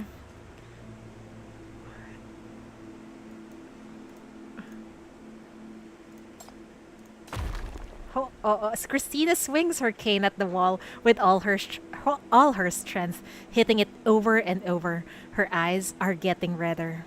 Hey! What are you doing? What happened? Get out of there now! She's actually destroying evidences, but oh well. Not far away, some attracted contaminants begin to peek their heads out and gradually approach, but Christina is completely oblivious. Her obsession when the truth makes her ignore everything around her. The wall cracks, then crumbles. Amid the smoke and cement blocks, unrecognizable objects fell out from the spots that were originally flashing with light, rolling straight to Christina's feet. What are these fucking items?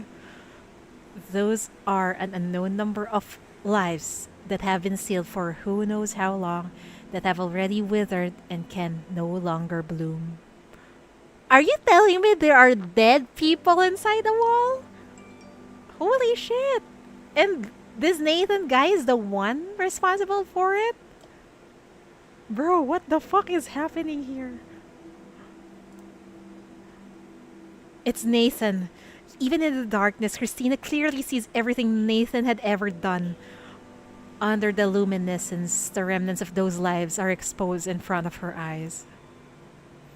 So, that's crazy. Now, how could she sympathize with Nathan when Nathan is also seemingly a serial killer? Uh-oh. Oh shit. The M value alarm on her wrist bursts into sharp sounds. Christina screams and kneels on the floor, clutching her head. Swept up by the crazy memories buried in the past, the monster that have gradually gathered around sees the opportunity to pounce.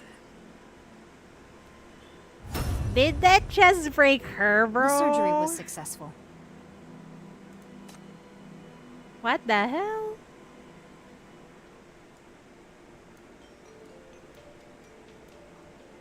Seems like we touched an old wound of hers, bro. The scream, yeah, the scream. Countless souls silently sealed within the wall, never able to bloom.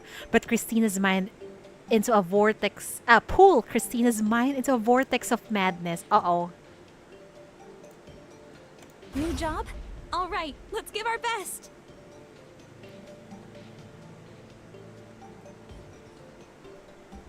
Oh no, field charging.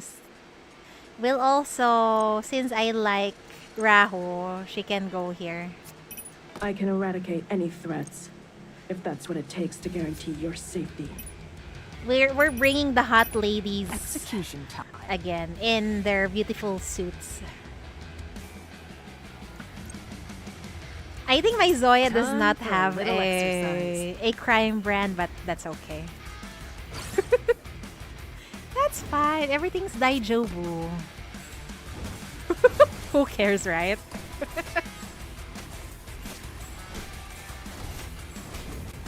It's easy anyway.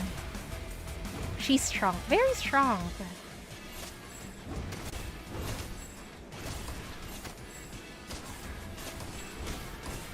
Also, it seems like Rahu is also strong. The problem is she kills herself if you use her burst. Well, you can deactivate it if she's low on HP, right?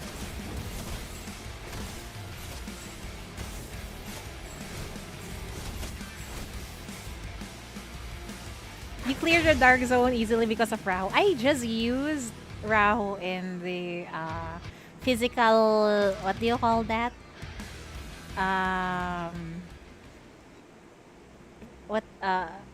I forgot the abyss of Honkai here.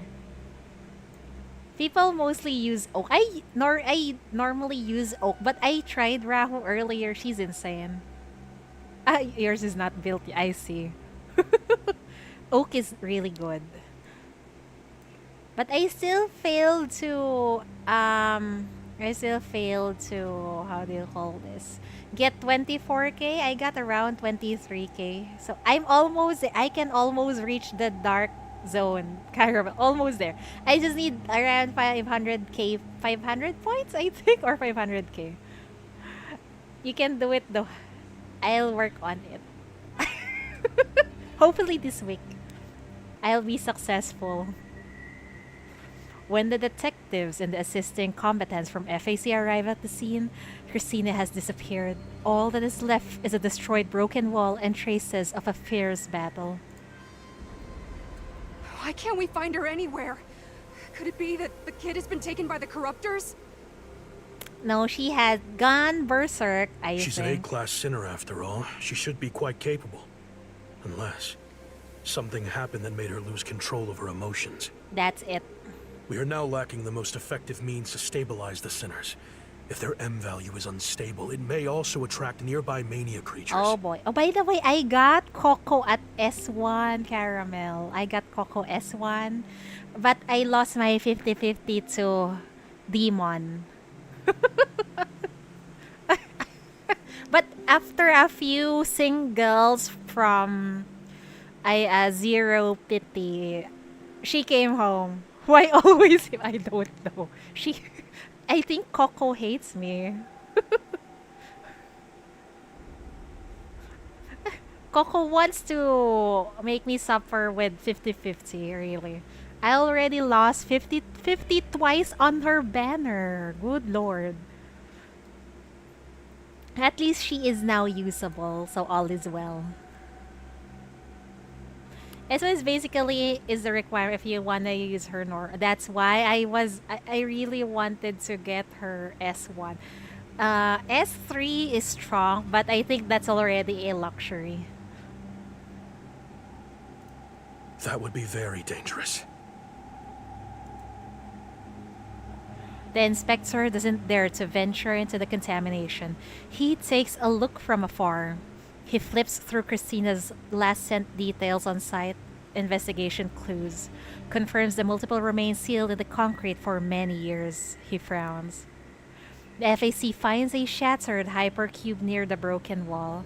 The corruptors were smashed to pieces and Christina's cloak was torn off. Even without getting close, one can tell that the battle here was very intense and chaotic not long ago. Yeah. She's S5 Shalom and S5. Did she wail? Oh my god. But I can't blame her. Both of the characters are so amazing. And they're also, game-wise, they're also good. So if she wants to wail on them, then we gotta thank her for giving Ice no money. Base and cultured. Very base and cultured indeed. The intern's struggle was very fierce. She probably lost control. That kid has psychological trauma. If she was the one who smashed this wall and saw what was inside. Oh boy. It must have broken her. Again. Gonna save for 11. Yeah, let's start saving them. I'm happy with an S1 Coke. 1 day ago. Psychological trauma? Why didn't you say so earlier? And you put her on our team? This task was originally recommended by the higher-ups. No one expected it would cause this much trouble. I can only ask you to take care of her. That child's father is an FAC instructor. The soldiers who were good to her family. And the whole team died in a secret operation. Oh boy. Yes, in NF-103. There were too many rumors about FAC in those years, and many people involved would think negatively. Her mother later died from excessive worry. God. Christina was hit hard and caused a lot of trouble. Wow, Christina became an orphan at a young age. Wow, isn't that similar to the little girl at the beginning? Kind family adopted her. Christina herself is trying to recover. She's very motivated, and she even got into the police academy. But there's always a fear of the unexpected. Her parents were also FAC combatants who recently fell in the West District operation. The child always tries to act tough. I don't know if she can keep it up. She had it hard, I know, right? No wonder she has some psychological problems. And she shouldn't have come alone. Chris! Where are you? Answer me! Chris! Dole is a good guy, yeah, he is. He just talks roughly, but he deeply cares for Christina. He yells anxiously, walking farther and farther under the night sky when suddenly a faint noise comes from the debris nearby. The inspector immediately draws his gun and takes aim. Oh my good lord, it's Shalom and Rahu.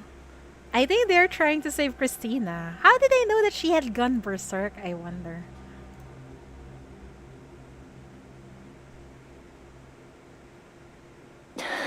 Oh boy. She's all... she's hurt. When Christina wakes up, she is surrounded by pitch blackness. The silent darkness finally frees her from the violent chaos of her nightmare. Off topic? Sure, shoot. It's a dream. Not real. I'm on a case. But I think you will skip Farina. I will still try because she's an Archon. I think I need 30 more pulls, but I'm not possible if I can get it in 19 days. Still no gold. 72. Holy shit. Fuck that game, really. I lost my 50-50 to Chi-Chi. God damn it. I think it's around 80 rolls, I think.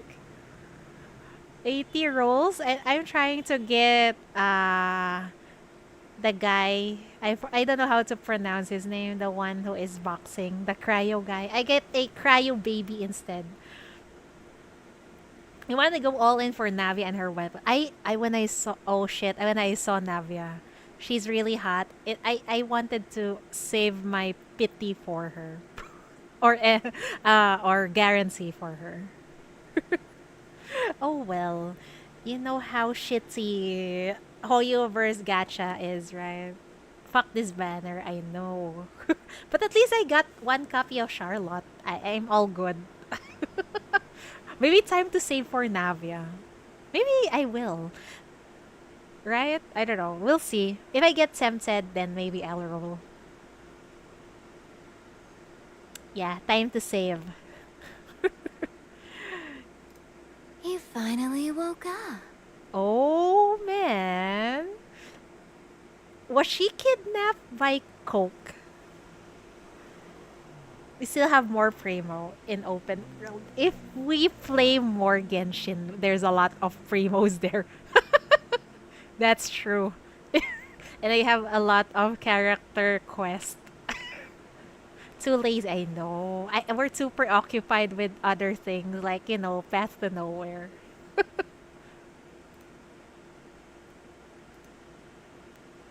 My work here is done. Oh my god. I wish you good luck. What the hell?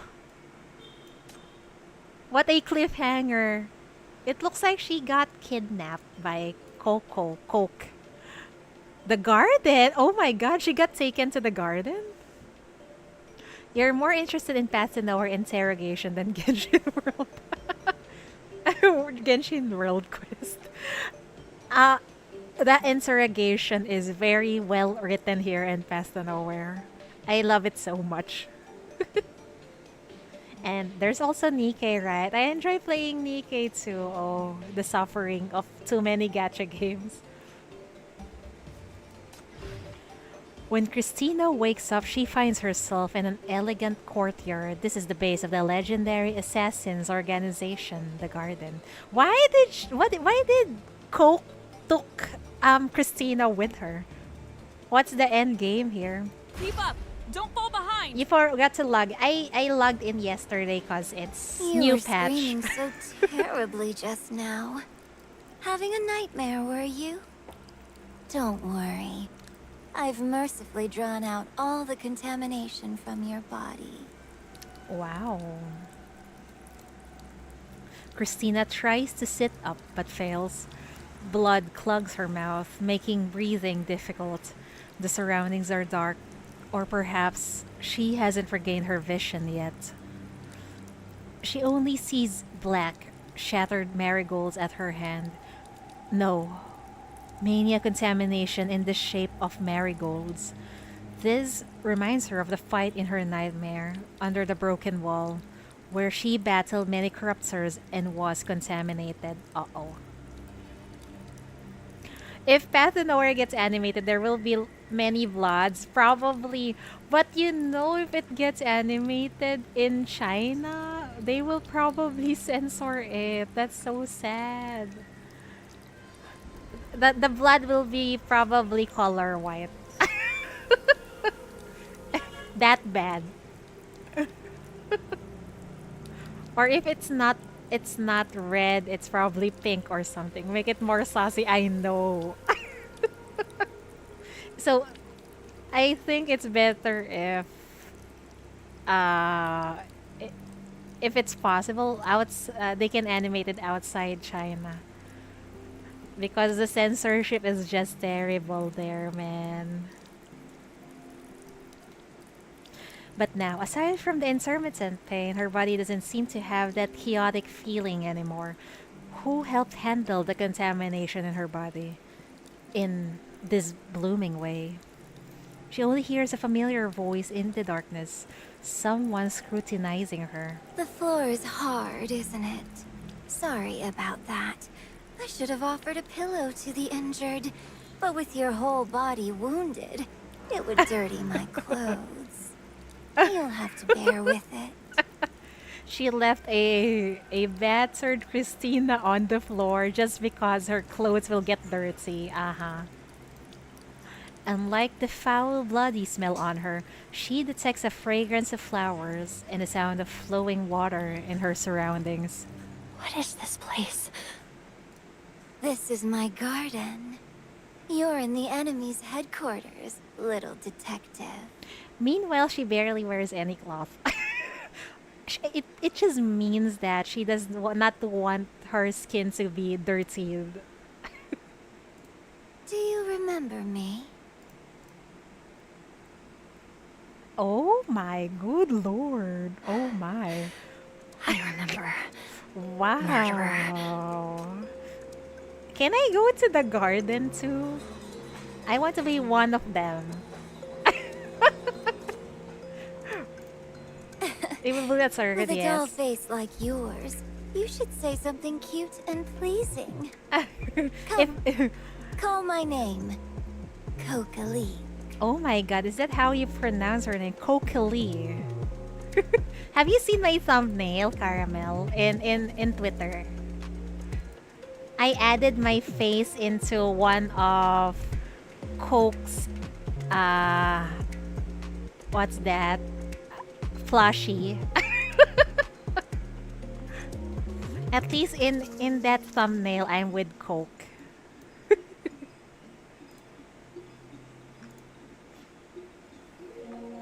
Coquelic. Can I hear how you pronounce her name again? Yeah, we can dream, right? With a dull face like yours, you should say something cute and pleasing. Come, call my name. Coquelic. Coquelic. Oh, so it's appropriate to call her Coke, huh? Christina is not in the mood to respond to her. Her consciousness, like her body, is heavy. She only wants to hold onto the most important thing. Your cases. They are all acts of vengeance against what happened 10 years ago. Identical vengeance. But that's not your goal. Through these cases, you want me to investigate something. To expose something that happened 10 years ago. My god, the poor girl! She's being used by Shalom, and now she's being used by Coke. What the hell is this? No wonder she's broken. Why didn't you just let me investigate directly? Why keep me in the dark? And the 2 lines of poetry and the 2 people, just stop it here. I can investigate what you want. Just stop. I think Coke wants to break her.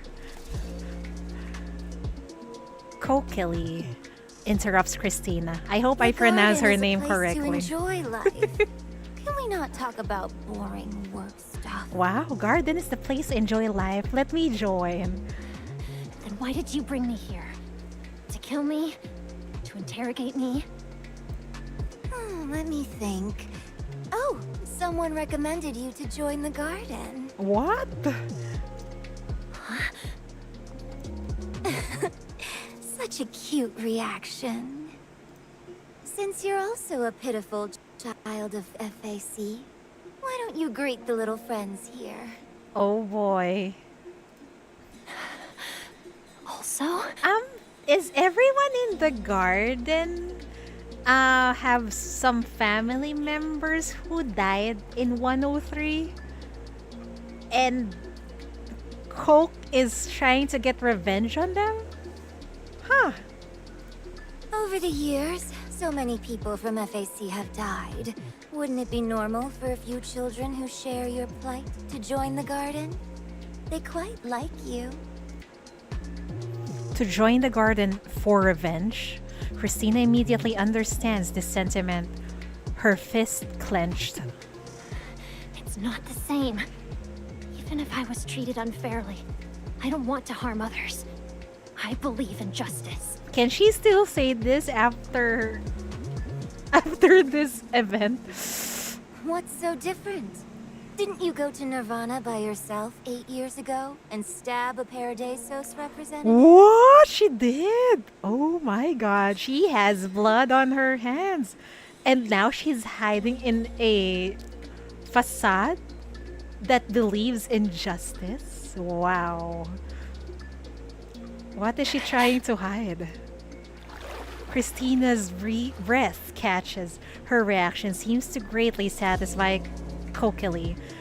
Mentor rises from the water, covered in watermarks. Good lord.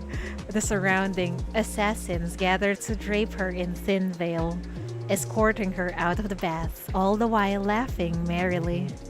What an eerie place, and very, sensual. You're quite the oddball, I say. You spout nonsense about justice and truth, yet your blossoming is pathetically dark. Exactly! Even when bound and brought to my garden, you're not surprised. It's because you're so used to it, aren't you? Oh boy. Your heart has been trapped in the dark all along. Wow, she's trying to hide it, and Coke is trying to unravel her. Wow, wow, wow, wow. Coquelic comes over to Christina, bending down to admire her prey.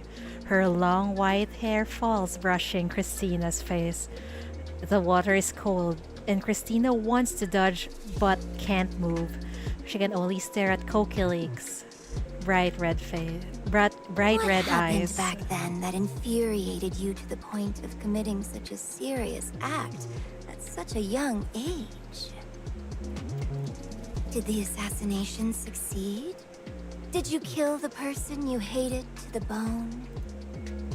Christina avoids her gaze, grits her teeth. She struggles to squeeze out an answer. It wasn't like that, and it has nothing to do with you. I won't tell you. So, the assassination failed. What a pity. You clearly have talent. You even became a sinner. Oh, As no an wonder assassin, she an wants to avenger, recruit her. A person ignited by rage and burning everything. You have a talent for violence and destruction. Just like the flowers here. That's why that woman kept you by her side. Oh boy. Give up on your talk of justice. It's just a lie concocted by your Shalom, a chain she uses to bind you. Doesn't the case at hand prove this? I can't refute her because that's the truth. Both of them just wants to use this poor girl. Anania, a shallow and vain woman, stands on moral high ground to denounce others. After hurting others, she got scared out of her wits. But in a few days, she whitewashed herself and returned to the high ground. That Nathan, a dirty syndicate dog, attaches himself to a morally corrupt counselor and has countless deaths on his hands. 10 years have passed. If it weren't for me, would anyone have penalized him? Where's your justice then? My god. Sometimes, I don't know. Is it really okay to get justice by your hands, even though you might actually kill someone. Your girl Christina is strong. Is she? I think Coke is breaking her. The weak detective remains silent for a moment, then looks back into Coquelic's eyes. You're not the first person to say that to me. Because the world is so dark, justice doesn't exist. So it's okay for us to cross the line. It's just an excuse to cover up your own misdeeds.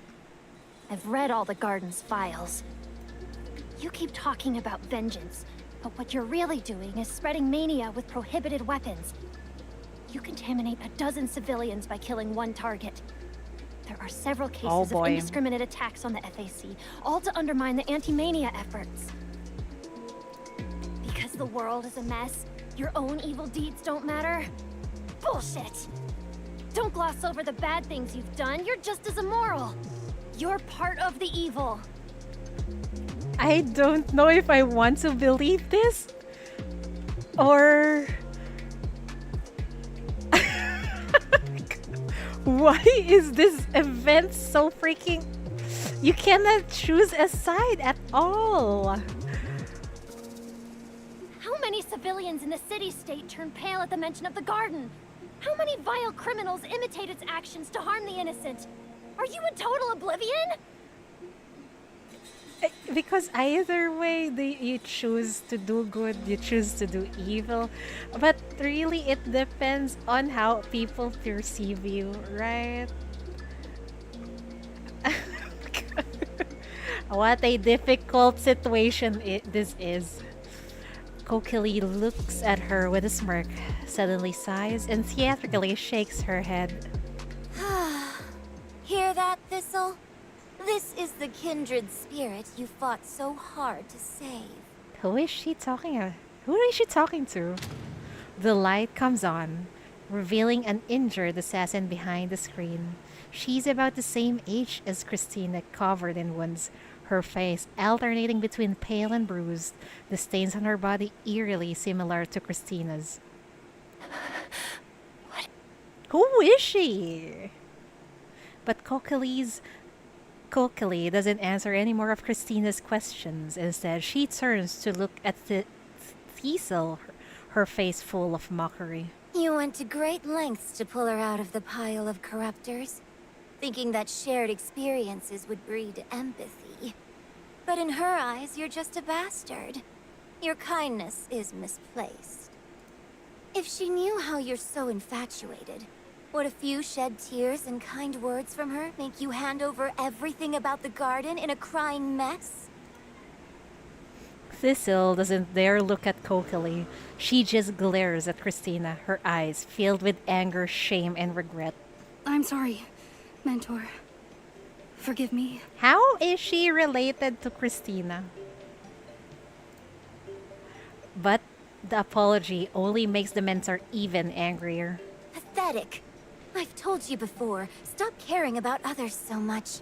Now what are you crying and whining for? Do you want me to say, oh, it's okay, I forgive you, so you can feel better? She's so blunt. Oh you my. Act on your own, break my rules, bring the enemy into our base, and expect me to care about your feelings? Am I your mommy? What with this line? Yes, you are. You are our mommy. Ah, yes.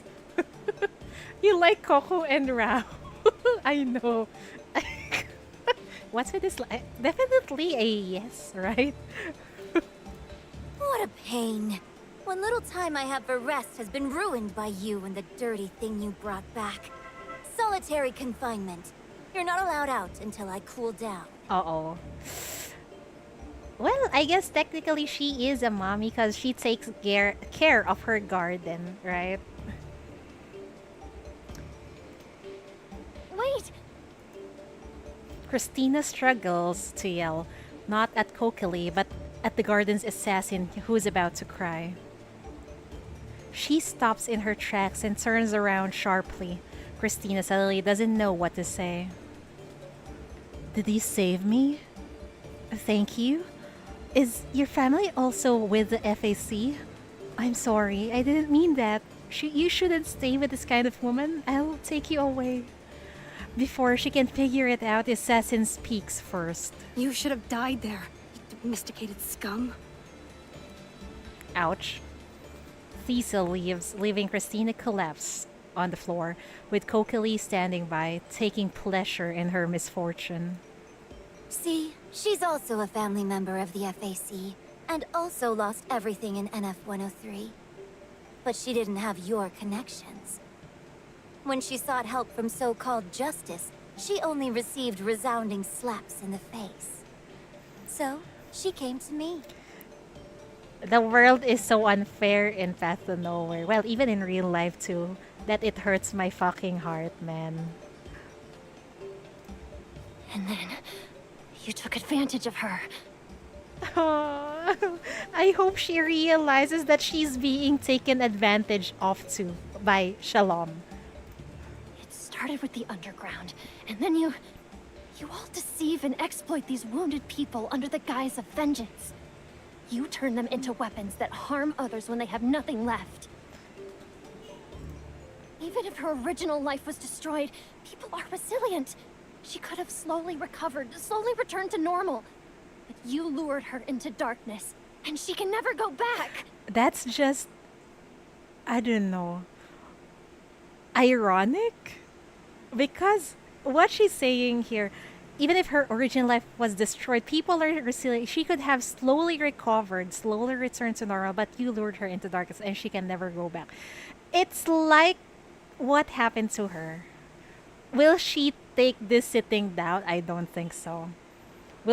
Did she get lured to the darkness by Shalom?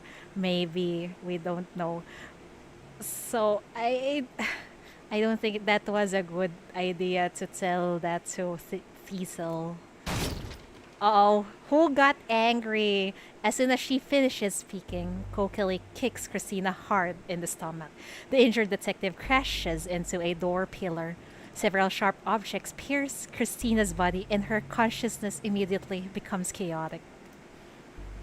She only feels something pressing against her head, squeezing hard. Stop yapping.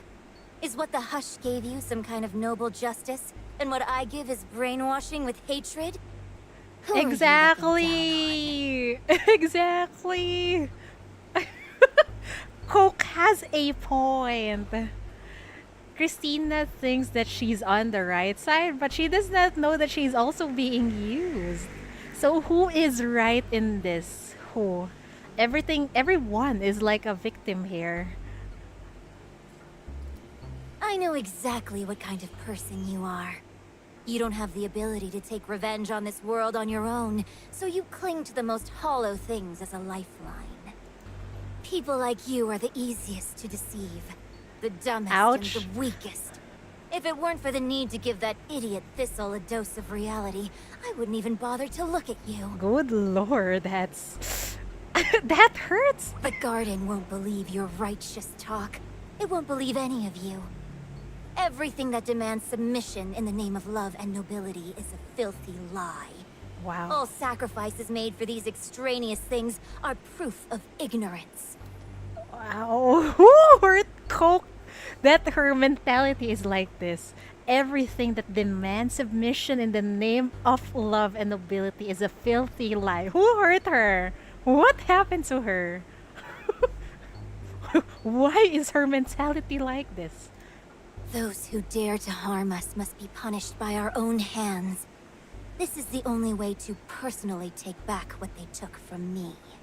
My god, it all rooted to hatred, really. And now it's an endless cycle of hatred by everyone. That's just sad. She's been through a lot, I see. I want to know more about Coke. Maybe we should read her interrogation soon. So, what is this now? This series of cases. Who are you taking revenge on? I've personally settled my deep hatred and grudge a long time ago. I'm free. And everything I do now is what I enjoy. As for what I'm going to do, pass the message to your owner. Let her play with me. That must be why she sent you here. After all, it's not like anyone really expects you to solve the case. Oh my god. She keeps on saying hurtful things to Christina, making her look like she's really incompetent and useless. Good lord. Poor Christina.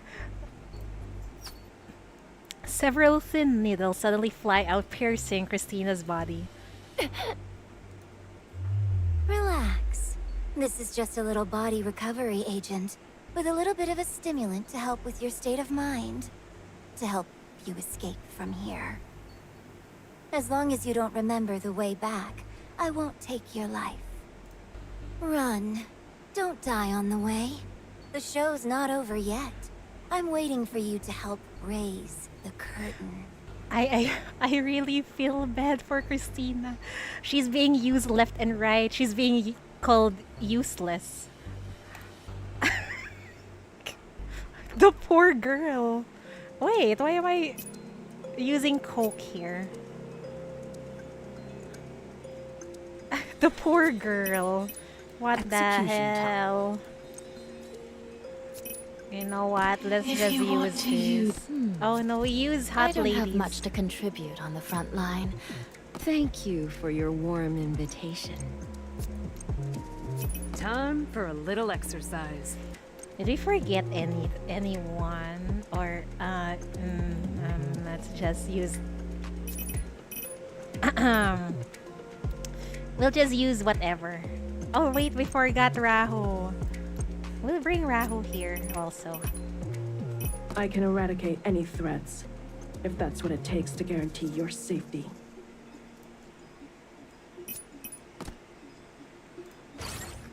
Use Christina. But Christina has been knocked out in the... She's been knocked out in the story.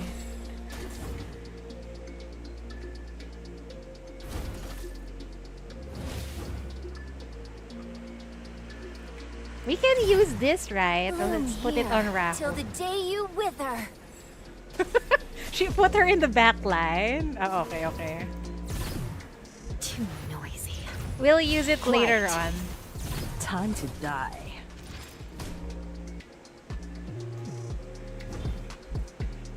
First thing you do is Bloom here. Coco Till the ult. day you I see. wither. Oh my god. Wait, what the hell? That passed through me, I didn't see. Time to die. Event stage is a joke. It's okay. We get to enjoy the story more rather than stressing like the what was that event with Drea? That was painful. My father was a hero. He said justice and light are eternal, and he fought for them. The experience, I won't forget that event. Imagine rushing through it on maybe the last 2-3 days. Pain. The story is interesting, but the problem is it's like a really an endless cycle of pain. Rushing last 2 hours. I know. We're still awake at that time. Okay, back to the story. My father was a hero. He said justice and light are eternal, and he fought for them. But many, many heroes died easily on a journey 10 years ago. Their deaths were meaningless. You know, they are called heroes because they're already dead. It's just I think it's like a joke of a title, really. You become a hero if you're dead. In NF-103, the FAC's large-scale battle ended in total failure. The number of deaths is not disclosed, with no further explanation. According to leaked information, the destination was the Dis-Sea, with survival odds at 0. The FAC was widely criticized. Its status plummeted to a point where the city council and Nirvana could manipulate it. My father also became a laughingstock. People called him a hero, but in their hearts, they called him a wronged soul. What? I asked, Father and his mates, all fought for justice and died defending the city-state. Why did it end like this? Doesn't everyone want justice? They respond with silence, mockery, or by turning their faces away in disgust. Eventually, someone speaks up, claiming that these wronged souls never saw the truth. That justice is a lie. Yeah, society. Basically, people easily judging other people without knowing the entire story. And they said, in this era, one can be randomly stripped of their rights, and evil can go unpunished. Reality is filled with fog and conspiracy, with interests, hatred, and desire all towering above justice. Blindly believing in it is foolish, and those who die for it deserve to. This is so relatable, man. It's real. It's also happening in our world. I wanted to argue back, but I choked. Whenever I begin to doubt, bad things always happen. I started to develop a terrible intuition that everything was going downhill. And what's worse, most of the time, it was Everything is going downhill. Ripperonis.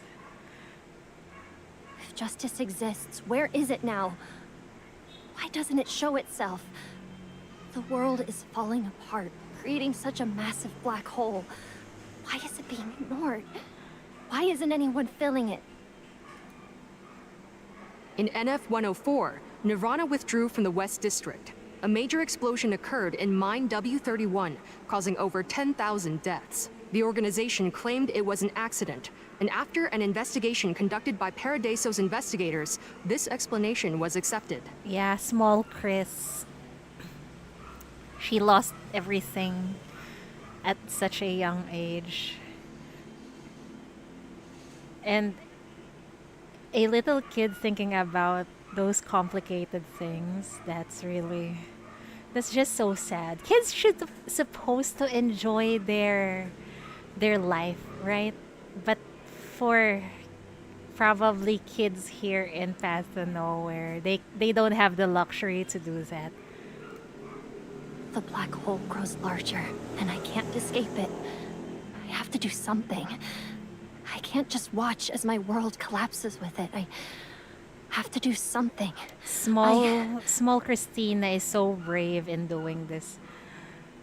Trying to somehow correct the world, but that's just a very big responsibility. The garden won't believe your righteous talk. It won't believe any of you. Everything that demands submission in the name of love and nobility is a filthy lie. All sacrifices made for these extraneous things are proof of ignorance. W31 was not an accident. It was planned. I checked their asset transfers. They're all riddled with irregularities. My intuition tells me this is evil. The same evil that my father and the others faced. If no one will bring them to justice, then I will. I must go. She wants to find out the truth, but what if she cannot face the truth that will she eventually uncover though? Oh man, will this break her perhaps? When someone from Paradisos went to Nirvana, I lay in wait near Nirvana's headquarters. I got shot at. Many people came to hit me, to catch me, labeling me a sinner. I didn't care. I fought back and managed to stab one of them. But it was she who protected me amidst the hail of bullets. Shalom? Is that so? You came here to prove the justice in your heart. You must be reaching your limit to resort to such drastic measures. There's no need for this. It's not time yet. You have a long way to go. Listen to me. Justice exists without a doubt. I've seen it with my own eyes. In another pure, real world, where every facet of the human heart is laid bare, there, I saw justice. And it exists forever. That seems like, I don't know. It doesn't seem real. Is there really a world like that? Rip for the players who will miss this. I know, Deep Floor to a limited. I know. I wish they have an option to, for example, in Nikkei, they have this currency where you can open previous events from the outpost, so you can read them at your own pace. I hope they have that here in Path to Nowhere. Because some of the events I missed, like the one in the desert and what do you is it? I forgot the name of the the other character. Was it something? It's not Viper, Snake. I forgot her name. Holy shit. Her event, I missed that too. So in Pathway, we have to be there when the event starts so we can replay the event. I know. I wish that they have a system like the one in AK, so we can replay it at our own pace. Even though we don't get the rewards, that's okay. At least we can read the story. Right now, someone is standing up for you. Once you grow up, it will be your turn to fight for them. Oh, it In was this way, really Shalom. what you believe in will surely... Well, Christina, I guess the one who saved Christina from despair was Shalom, huh?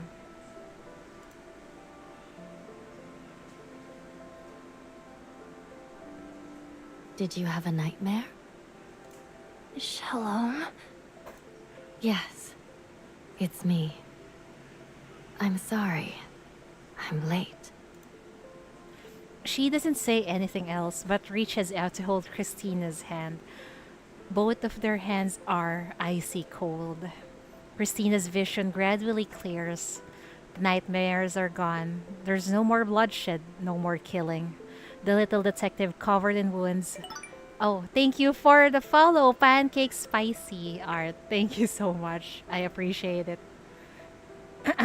Christina's vision gradually clears. The nightmares are gone. There's no more bloodshed, no more killings. The little detective, covered in wounds, stares blankly at Shalom, as if she hasn't yet woken from the nightmare. Tears rolling uncontrollably down her cheeks. Is this heaven? Maybe it is. If you see Shalom in your beside your bed, you wake up, you will be confused. Is this heaven? That's so true.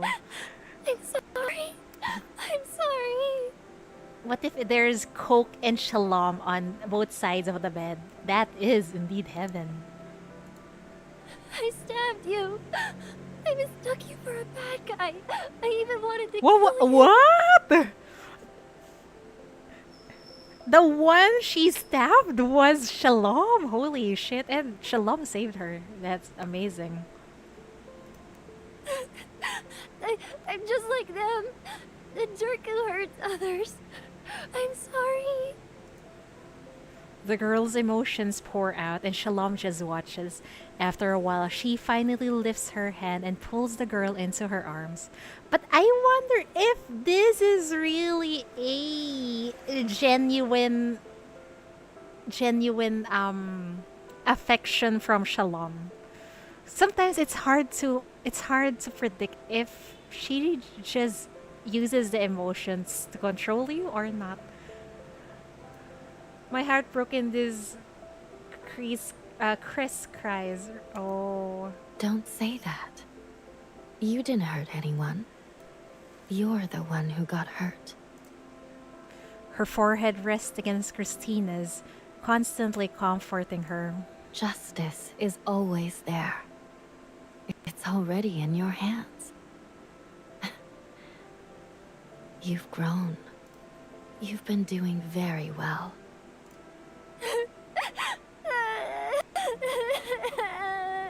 There. She really deserves a hug, the poor girl. She's really been through a lot. It makes a decent meal. And here Cabernet ruining the scene. Great. And after the harsh words from I know.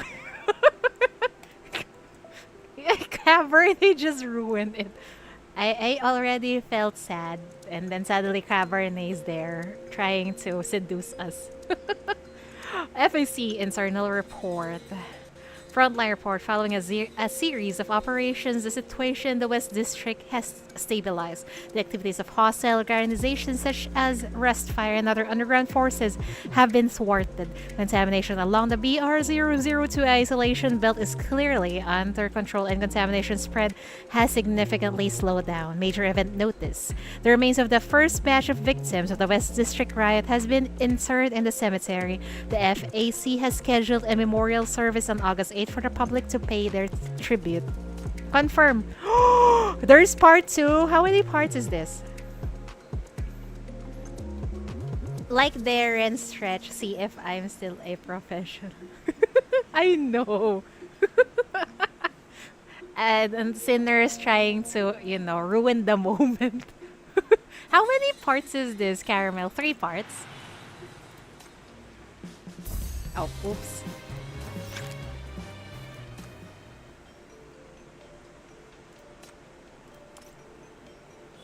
I think it is. Wait. Okay, please check.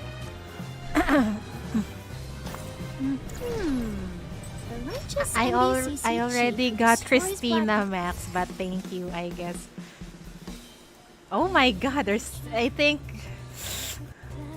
there's still a lot. But it's already almost 6. I need to prepare dinner.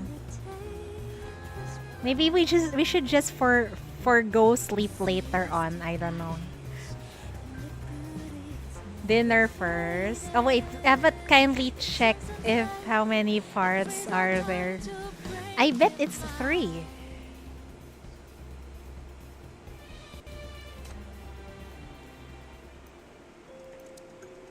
Haste.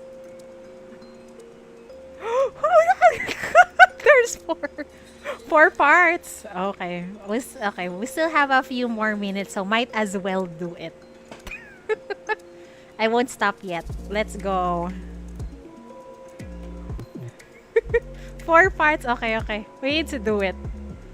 At least halfway. Shalom. Christina wakes up from a dream in the hospital. She had escaped from the garden. The only comforting thing is that Shalom is once again by her side. Okay. I'll be right back real quick, okay? I just need to maybe open some lights. I'll be right back. You just started part 2, I know. I'll be right back.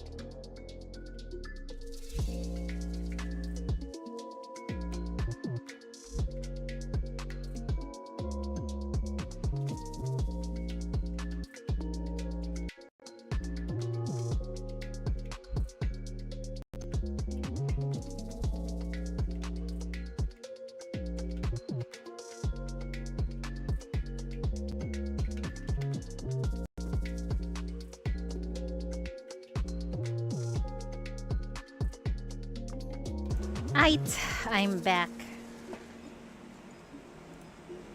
Whoops. Okay, let's go. Christina wakes up from a dream in the hospital. She had escaped from the garden. The only comforting thing is that Shalom is once again by her side. Now, Whose pain will I uncover here?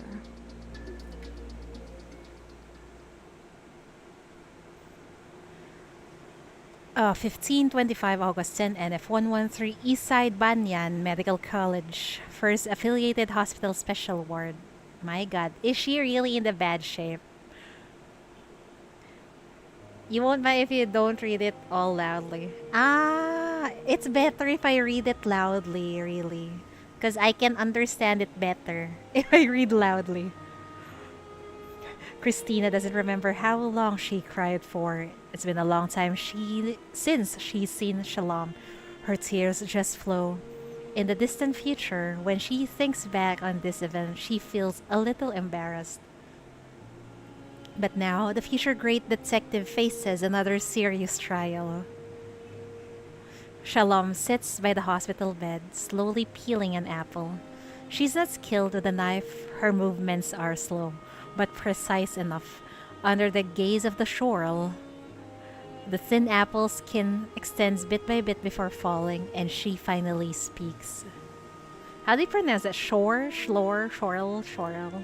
I heard that you frequently used your abilities during the investigation, and almost lost control.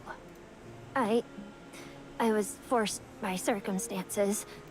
Forced by, circumstances. I think we agreed that the premise of giving you this task was not to rely on violence, to control your own mania. Pursue truth and justice with wisdom. Right? Oh boy. We agreed, didn't we? She's getting nagged on. Okay. Yes, of course I'll do it. I will do my best to complete the mission that you gave me. I remember. It's just that the enemies were too strong. No, you were just too careless. Oh boy. She had long forgotten. Click. What went click? With a soft sound, the apple skin in Shalom's hand peels away. She carves a crescent shape with her knife, skewers it with a toothpick, and offers a gentle smile as she feeds it to Christina. She waits anxiously, sweat pouring profusely. Here. Open your mouth. Oh my. Ah! I'm opening my mouth. Fuck off, Christina. It's my turn. Ah. It seems I'm pushing you too hard. Should we switch to a more suitable task? Opens wildly. Yes, I'm opening my mouth wildly. Ah.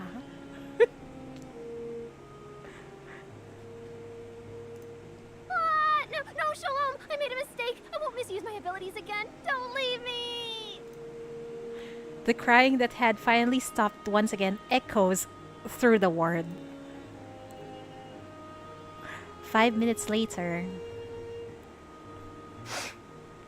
Have you finished your work? Where's Rahu? I remember she saved me last night from all those monsters. Is she alright? Rahu said, I didn't even need to use my abilities to deal with those things. You see? Well, I'm sorry to hear that. Christina is just too weak, I guess. Yeah, Rahu flex, I know. She's trying to prove that she's the better doggo. She's already searching for the garden space near the scene of the incident. Your near-death experience provided vital information. We will treasure it. As for work, we need a bit more time. FAC will soon face an important battle. They need me to weigh in. Oh, then I shouldn't bother you anymore. Rahu sniffing, definitely sniffing around. Sniffing around to find the garden space. Shalom smiles and hands over a piece of apple. Your task is also important. Tell me about your progress. I know you've made achievements. I think Shalom is using positive reinforcements on Christina. It seems like she's really training dogs, man. Boy. She pulls up the investigation records, files, and reports all of her speculations. The Garden took on the commissions of vengeance, but why select these assignments? And the final combination should have a deeper meaning. Now it seems they so generously gave me clues to guide my investigation. The first two cases are related to FAC's defeat in NF-103. Without a doubt, that must be the reason. What? You P3 your Chelsea and 99. What is I know? My next project is actually maybe after I'm done with I want Mommy Chelsea too. After I'm done with Coke. Just for the live 2D. Well, their skins are amazing. Those live 2D skins are amazing. Hi Joke, welcome. Welcome. Gonna level bleed team talent again. I have not worked on who was that? The cowboy looking girl. I forgot her name. From the bleed team. I have not worked on her talents. I don't really use her that much. Pepper. Okay, Pepper. Man, there's so many Pepper. Christina looks like a femboy. Hey, no, she's a real woman. What do you mean?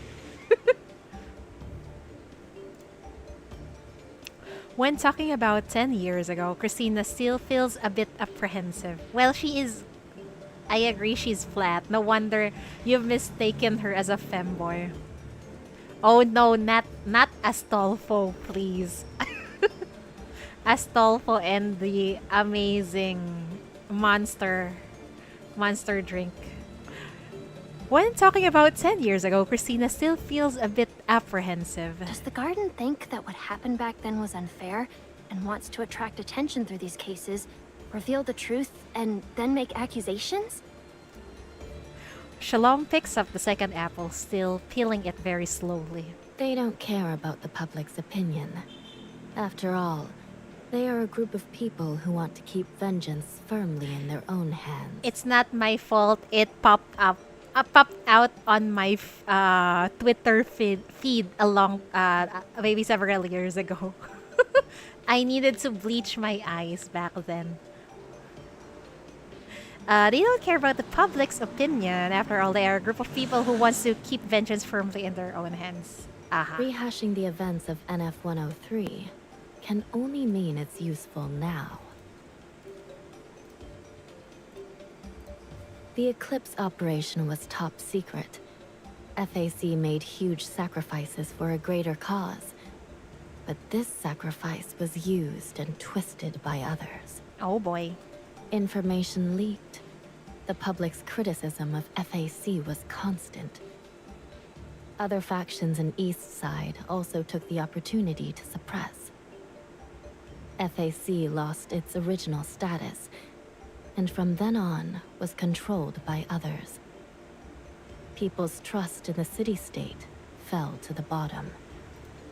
Like you, it was this very event that led you to believe there was a vast conspiracy behind the Nirvana incident in NF-104, prompting such a drastic assault. Chris's head sinks. It's true. NF-103 Chris, who had lost her father and friends, also fell into paranoia. The next year, when she heard about Nirvana mine incident, she took drastic actions.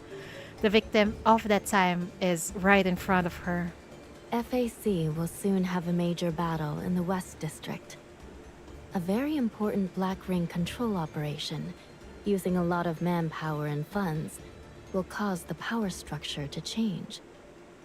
The most critical thing for the FAC Commander-in-Chief is to return to Eastside and push through the operation plan. What corruption is happening behind all of this shit? Again, and it will probably kill a lot of people again. What is happening here? Rehashing the old events at this time. What do you think it's for? Could it be that they want to stir up trouble again, trip up FEC's rear, and obstruct this operation? At least, this is absolutely beneficial for the underground. The Garden was originally an assassin group established by the underground forces. Although they declared independence a few years ago, Looking at the Erica Villa incident, they are still connected. Thinking of the appearance of those people, Christina falls silent again. You're going to an offline star rail event. Good luck, joke, enjoy. Enjoy your time. Although her methods are outrageous, after actually meeting her, I don't think she's a complete lunatic. No, she isn't. They are a group of people who have already given up on this world. They don't believe in justice anymore, but they won't admit defeat either. They want to seize everything with their own hands. They're a lot like me in the past. That's not true. Setting down the fruit in her hand, she looks at Christina. If I was killed one day, would you kill for me? What is this? That flag? Is she going to die anytime soon? Please don't say that. You almost got killed last time. I won't let that happen. But if it does happen, what will you do? Oh boy. There will be blood on Christina's hands? Oh no. I would find out the truth. Capture the criminal and prevent him from hurting anyone else. I won't let anyone end up like me. I hope you stay true to your words, Christina. But knowing her on how hot-headed she is and reckless she is, I think she's gonna kill for Shalom. I think. Chris's head sinks more and more as she speaks, her words seeming less convincing even to herself.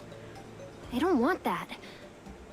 If I had to choose, I'd rather die than have you killed, Shalom. You're the most important person to me. There's so many death flags. I hate this. I hope I'm wrong. We went to Star Rail. Okay, saw Rappy in the crowd. You're wearing the wrong cosplay. Why did they mix those two? A joke. Shalom looks at the ginger girl with her head lowered. After a long pause, she said word by word, "What if I committed crimes and evil deeds?" What if I committed crimes and evil deeds? Will Christina accept this? Because she thought Shalom is like the epitome of all the goodness and justice in this world. No way! See? You would never do such a thing. For her, it's not possible. Girl, she have done numerous evil things, even to Rahu. So, prepare your seatbelts. That's all I can say. Good luck. Wrong answer. You should still seek the truth, capture the criminal, and prevent her from hurting anyone else.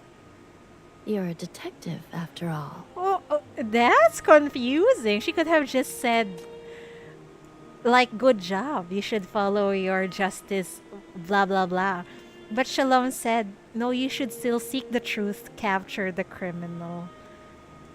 What is this? It's like she wants to get caught? Shalom really confuses me, man. She can be honest, and then she can be quite deceiving. As she speaks, she ruffles Chris's hair, her voice regaining its usual warmth. I know, but you wouldn't do that. Girl. Oh, not everyone you meet is a saint. Don't joke about that. It's too cruel. She's sending mixed signals. Yeah, she is. Shalom looks at her, smiles, and pats her head. All right. It's my fault for teasing you. I will always cherish your feelings. Also, the way Shalom is voice acted by her VA, it really felt like, does she understand human emotions at all? She kind of sounds like deadpan every time she talks. Susie Yung did a great I know. If you notice the other characters, they're not as deadpan as Shalom. She can sound, it's like a deadpan kind of sensual thing. I don't know if you understand what I'm saying. She can seduce, I know. Imagine if you talks like this. I will go to my knees and probably propose. The phone rings. Shalom answers it on speaker in front of Chris, continuing to peel the last apple with both hands. It's me. We've searched a 10-kilometer radius around where Christina appeared, but we haven't found the entrance to the garden. I suspect they deliberately moved Chris. They might have used some special technology. After all, they have the underground backing them. Wow. Quick doggo. She had already sniffed around. How big is a 10-kilometer radius? Maybe for Rahu that's small, but for us, holy shit, that's big. According to Chris's investigation, there will soon be a response from the FAC. It's time to move. I'll come pick you up. The call ends. Shalom has finished peeling the apple, displaying the mastery gained from practice. She quickly cuts a piece and offers it to Christina. I'll go first then. Contact me as soon as there's any progress with the case. Its nature has completely changed now, and I need you to provide more clues. I will. I'm heading out too. Since it's related to the battle, we can't delay. There must be clues in the 3rd and 4th lines of the poem, along with the events related to FAC and NF-103. At least I can issue a warning in advance and gather more information. Christina jumps off the bed, grimacing, but managing not to cry out in pain. She quickly changes her clothes. There's no need to rush. Someone came to see you. Who? Huh? Maybe Doyle? Oh, no, who is she? The door opens and a gloomy girl in a wheelchair stops at the entrance, eyeing the two people in the room warily. Oh, she's the girl in the beginning. Yeah, I thought that was the small Chris. Mireia? Mireia. Oh, her name is Mireia. Oh, right, Shalom. Mireia is my sister. She's a very smart kid. Sister? Ah, stepsister. Ah, okay. That made me wonder because they don't look alike at all. I know. She's a child from your foster family. You often mention her. You two must be very close.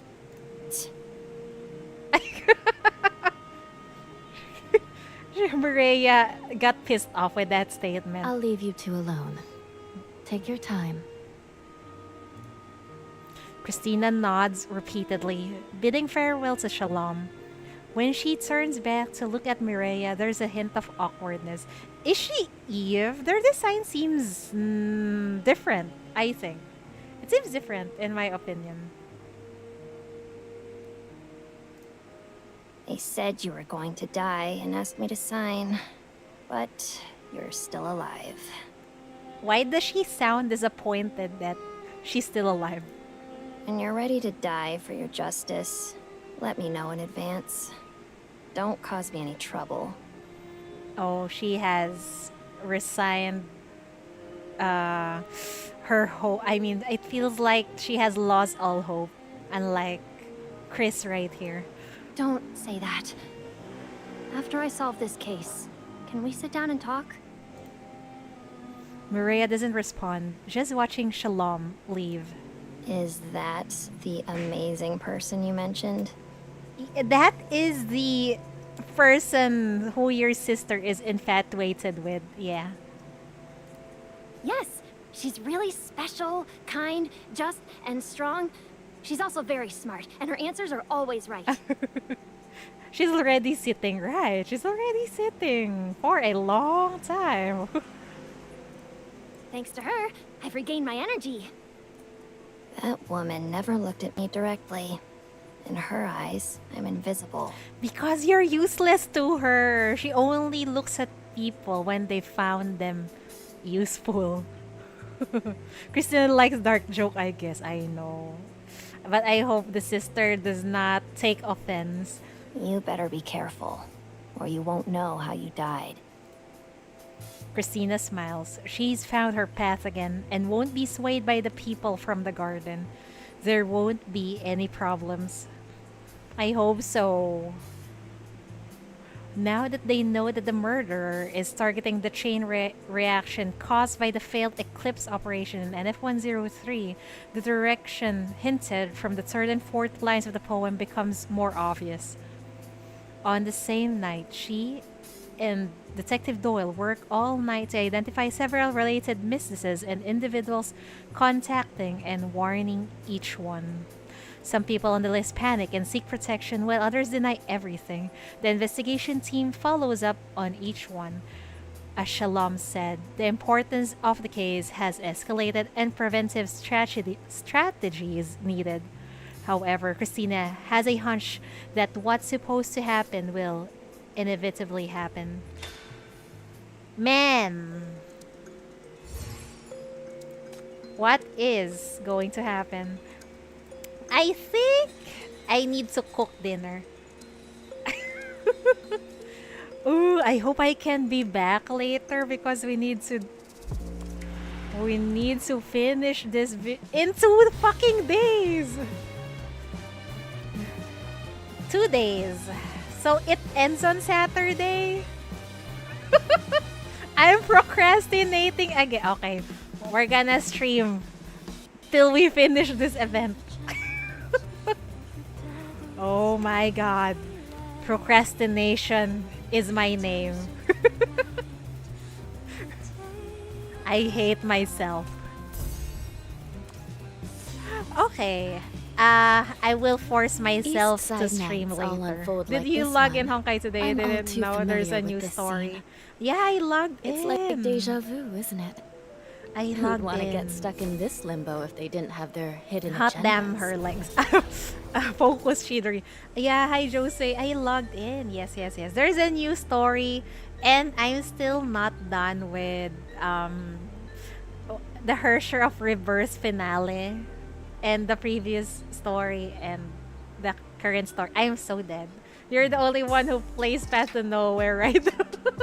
Can't rate Path to Nowhere play. Oh no. Anyway, to the people who are still watching, we will continue. Hopefully later. Please have mercy. I will work fast so I can stream early because I also have work really early tomorrow. I am so fucking dead. I hate my schedule. You're enjoying the farm event though. Me too. I like that event.